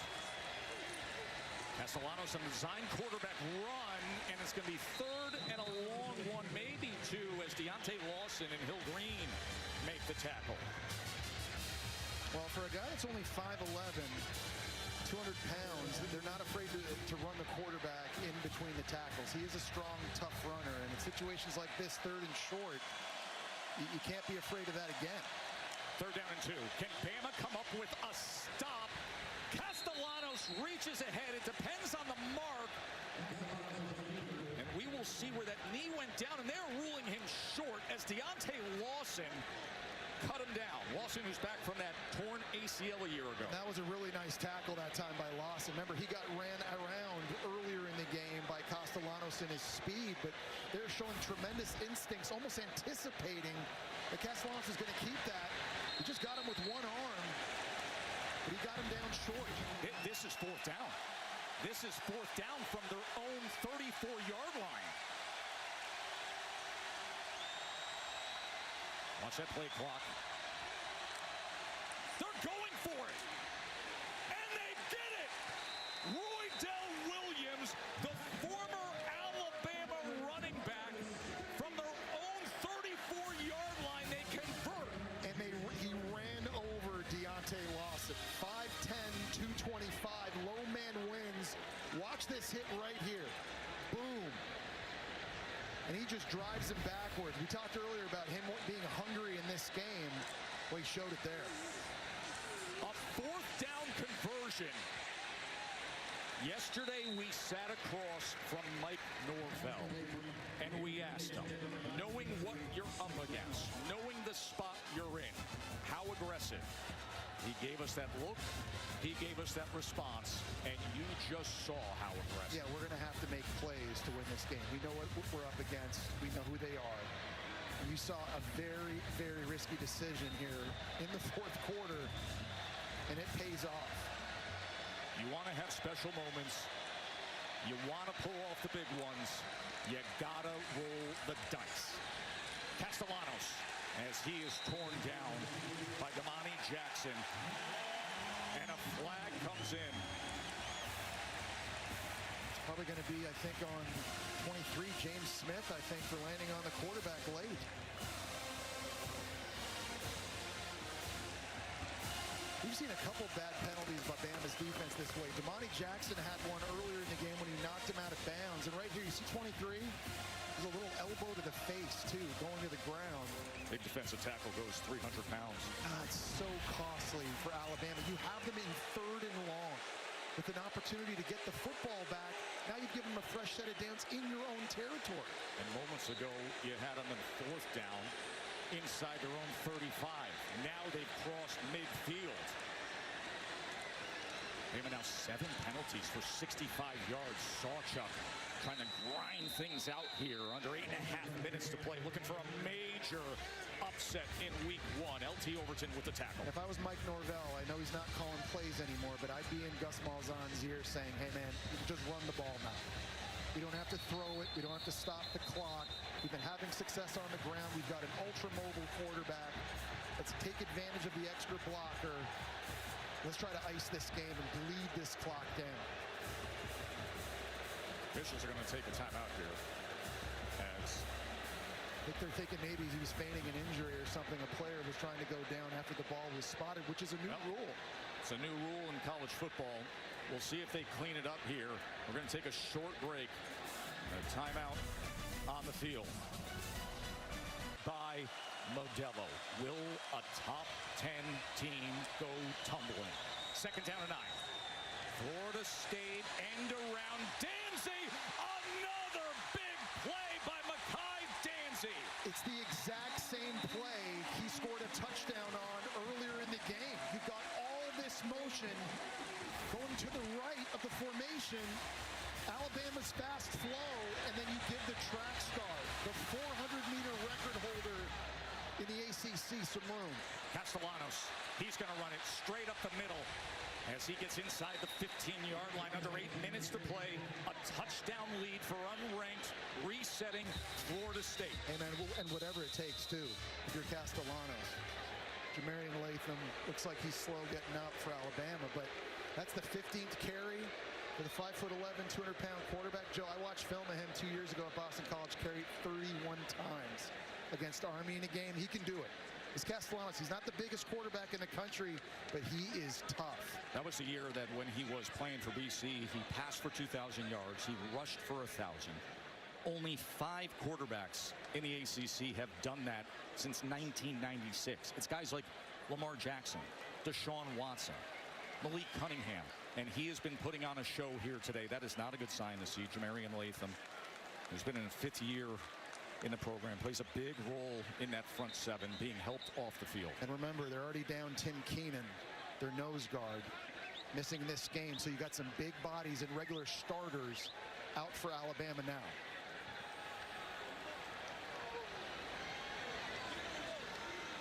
Seven and a half minutes to play.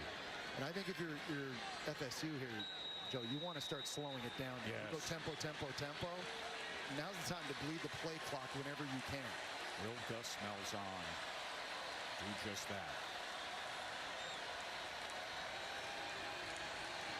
Sawchuk straight ahead inside the 10, keeping his balance, getting help from his friends, finding his way to the goal line and in.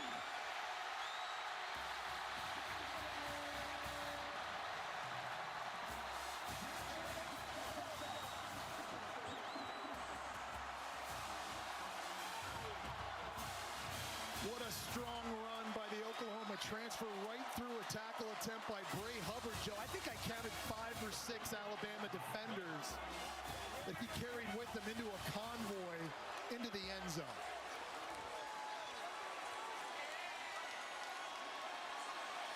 That was a how bad do you want it kind of touchdown run.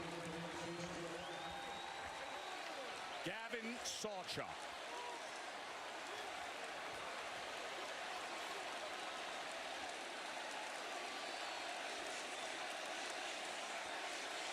They're taking a peek to see if the ruling on the field will stay that way.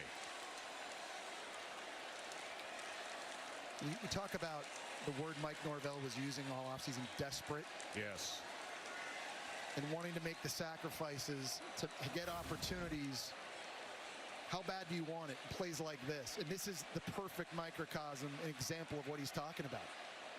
Forward progress not yet stopped. Knee goes down right there. Yeah, but you got a whole lot of humanity covering it up, but you can see where that ball is at that point. And the call on the field was touchdown. I love seeing those big offensive linemen just finding work for that extra push. It is a touchdown. New terminology this year, upheld versus confirmed, yes. Or stands. Stands versus, yeah. Tommy Castellanos leading this team. The quarterback who in the offseason, in an interview in June, said they don't have Nick Saban to save them. That really got the attention of everybody, but it also got the attention of his teammates, Jesse. No doubt about it. They had his back, and also Tommy Castellanos has backed up his words with his play here today so far. Weinberg adds the extra point. That's a big smile for Tommy. It's a 2-touchdown lead for the Noles. So Sawchuk is a 210-pound running back going right up the middle. Hubbard misses the tackle right there. He keeps his balance, and then he's just plowing through defenders. Linemen are getting involved. The O-line comes down. Great effort by everyone. You just can't say it enough. There's just a different energy and effort level by Florida State early this season, and you're seeing it in all 3 phases of the game. Just look at the emotion. And Gunnar Hansen right there, he wasn't around for this a season ago. A lot of these transfers, they didn't go through what Florida State did, but they wanted to come here and be a part of something special. And they really believe that they have the recipe to do just that. So Gunnar Hansen wasn't here a year ago, but you know where he was? He was a starter at Vanderbilt. And he earned the Outland Trophy National Player of the Week and the SEC Offensive Lineman of the Week when Vanderbilt upset then #1 Alabama a year ago. And here he is now in garnet and gold and helping his team to a 2-touchdown lead over #8 Alabama.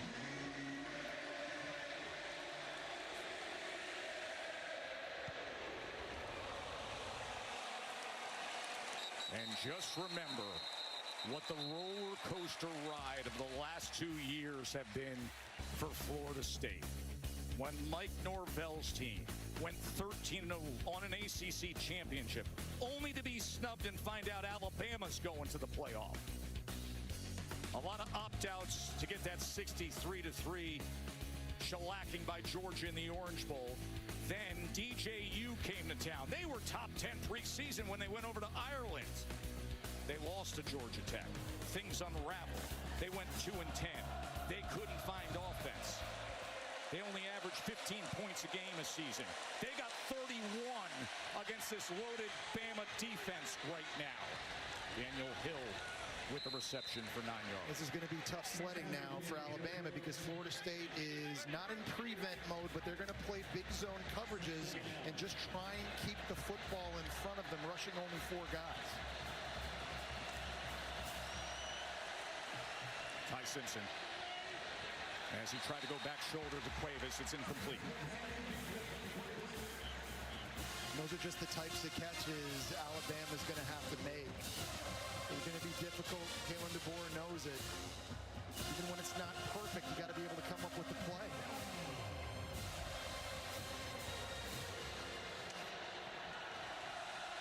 Third and 1, and that was messy.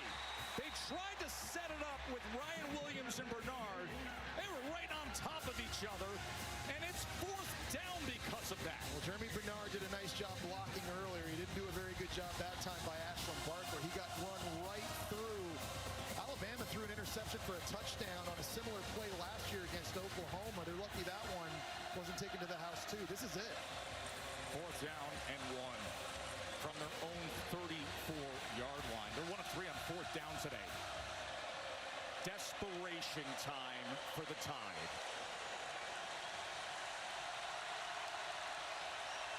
Play clock's counting down. Flags are coming in. Movement.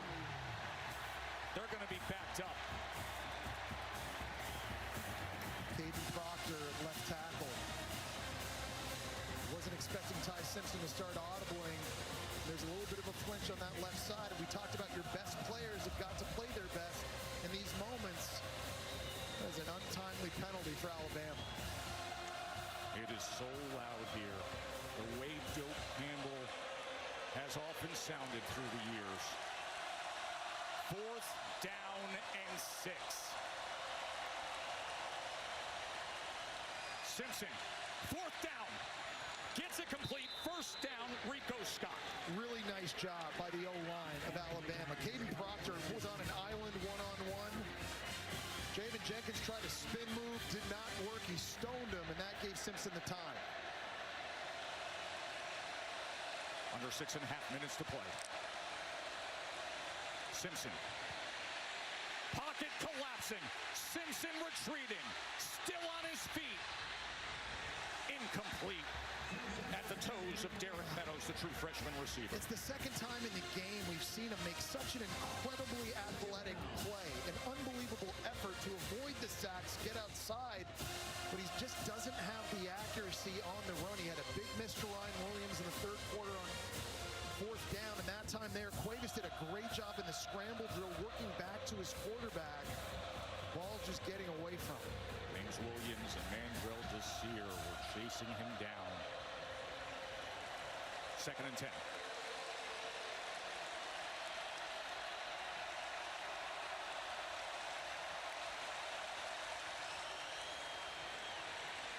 Simpson lofts it downfield, and Ryan Williams can't hold on to it, and a flag comes in at the end of the play. Wow. That's the 3rd time Williams has dropped the ball over the middle of the field. We got to wait and see what this penalty is, but Ryan Williams, he just doesn't look right. And he's very slow getting off the ground here, but he's not playing with the confidence you're used to seeing him play with. Right now, the concern. That's targeting. Is Ryan Williams and his condition as the medical staff is out to check on him as he took that hit at the end of this play. Well, targeting defined by forcible contact to the head or neck area of a defenseless opponent or using the crown of your helmet versus a defenseless player. That's certainly what Ryan Williams is in this situation. You see Earl Little taking those extra steps and delivering that blow there. Here it is in real time.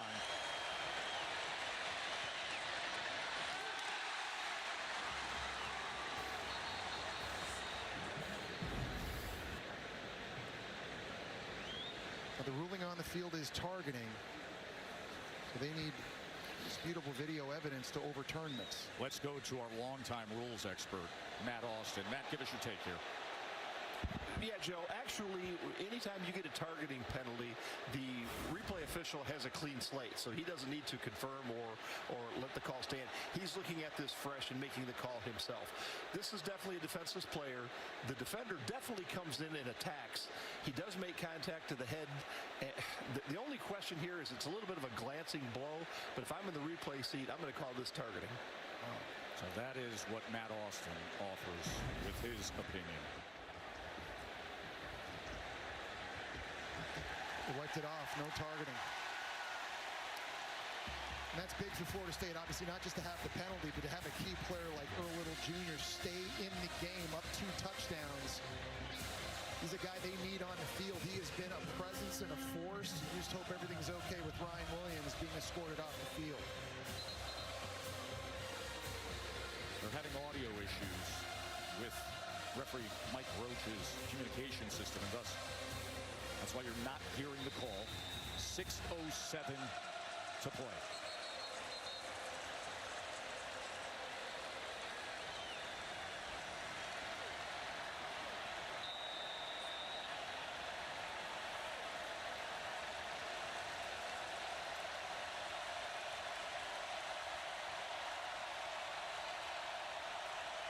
A tidal wave of sound right now.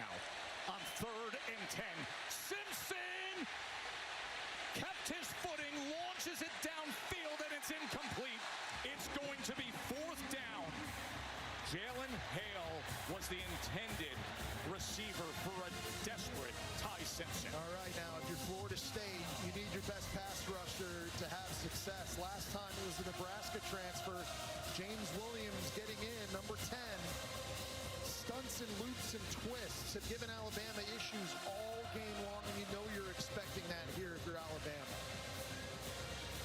4th down and 10. Kalen DeBoer, all the hope entering this season. The loaded roster. His offensive coordinator back in the fold. And it comes down to these precious moments. 4th down and 10 for Bama. Simpson. Gotta come up with it. Simpson, can he get there?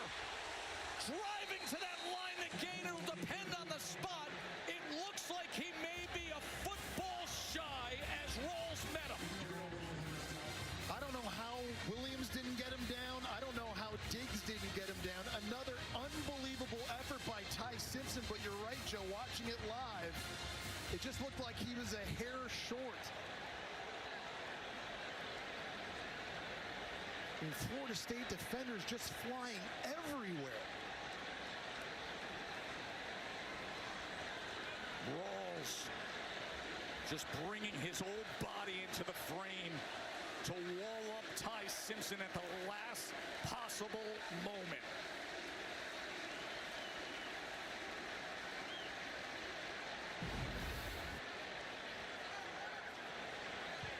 How many links are left on that chain? Let's find out together. It is a turnover on downs.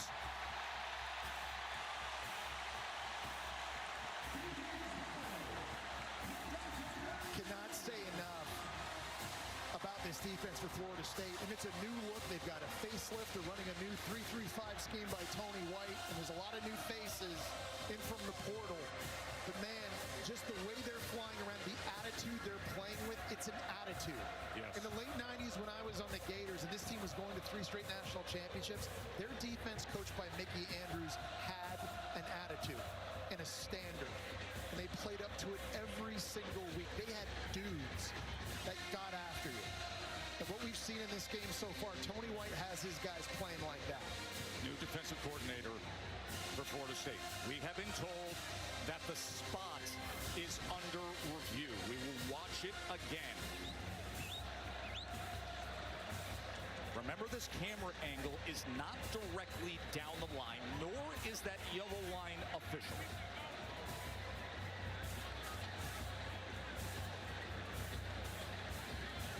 Here's the reverse angle.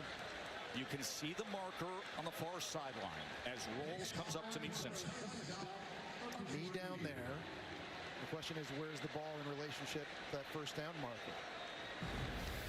Ruling on the field was that he was short. Let's get a third voice in the conversation with our rules expert, Matt Austin. What is your IC, Matt? Yeah, Joe, I think this is short, but without a shot right down the line, you just really can't tell.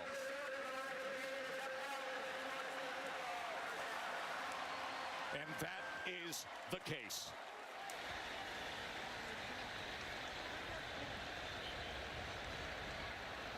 You see Mike Norvell telling his guys on offense, one play at a time, not the play caller now. And there's an example of an opportunity to go connect with all 11 guys in that huddle and say, guys, we're up 2 touchdowns. We can ice this thing now, one play at a time. And Bama only has 1 timeout left.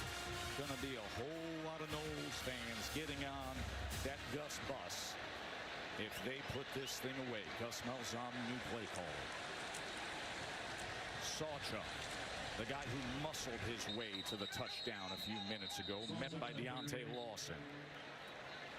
I think there's a lot of things that Mike Norvell and Gus Malzahn are reminding their players in this situation too. Ball security also. Don't try to do anything stretching the football out to try to get extra yards. We're not turning it over. 2 hands on the ball, 5 points of pressure. Everything they love about it.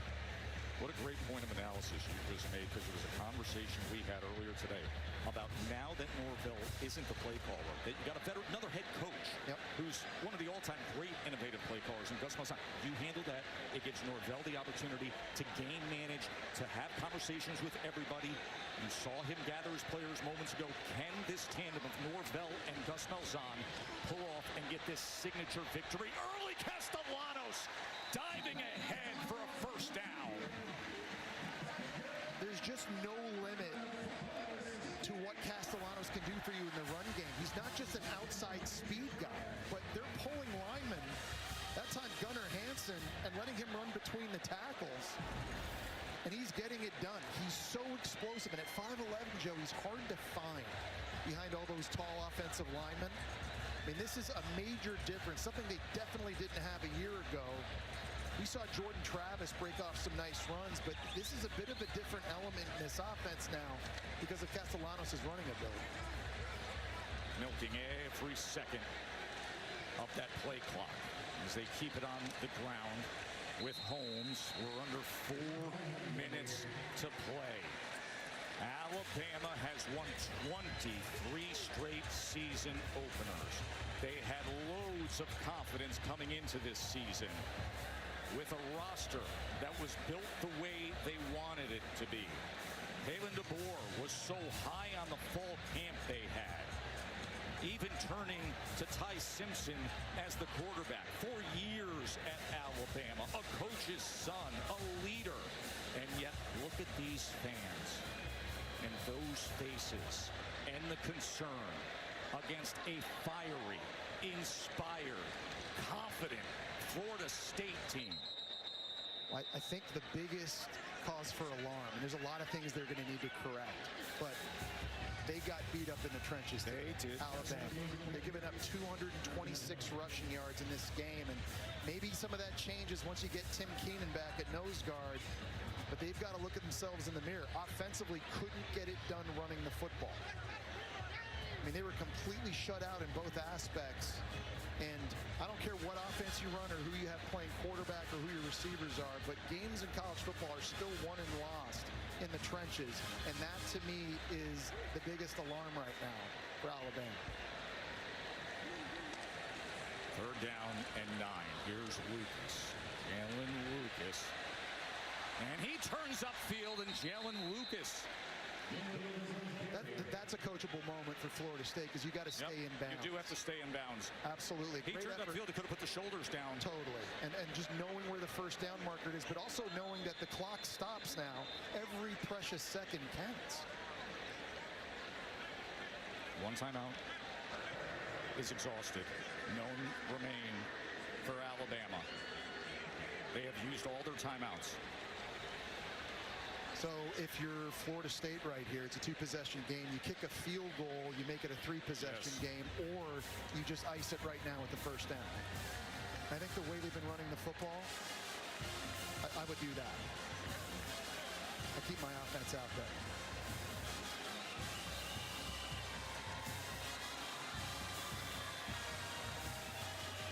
Ty Simpson.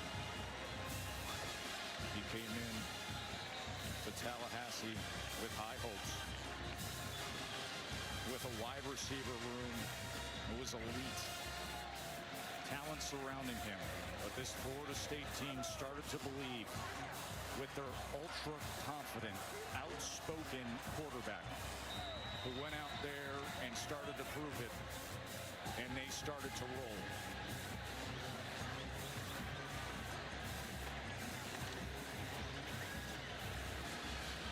Fourth down and 1. Short pitch, Lucas to the outside, and he will have the first down. I'll never forget when I saw that Tommy Castellano said, I just don't see them being able to stop me. I thought, oh boy, it's going to get a lot of people's attention. But you know what? Welcome back to Tallahassee, where earlier this week, Tommy Castellano said, I've been considered undersized my whole life. I've been overlooked, under-recruited, told I couldn't play the quarterback position. I faced challenges as a kid, so I've always had a chip on my shoulder. I'm fearless, and I play with heart, and sometimes, guys, that's enough. And victory formation feels awful good, doesn't it, Katie? Just imagine. A young man who came here, Jesse, and said, I just don't see them stopping us. The guy that used to terrorize Florida State for 2 years when he was the quarterback at Boston College, now wearing their colors, and he has been a big-time difference maker. What a performance by him today, by their defense. Great job by the coaching staff, and that's why they're eating the W. Where does this leave DeBoer and Alabama? Well, they've got a lot of soul-searching to do, and they've got to go back to the board. And it's a long season. One loss early on the road to Florida State isn't going to knock you out of the college football playoff, but your margin for error now is so much smaller, and they've got to get things fixed quickly. The game is different. The sport is different. You can go out there and you can turn things around.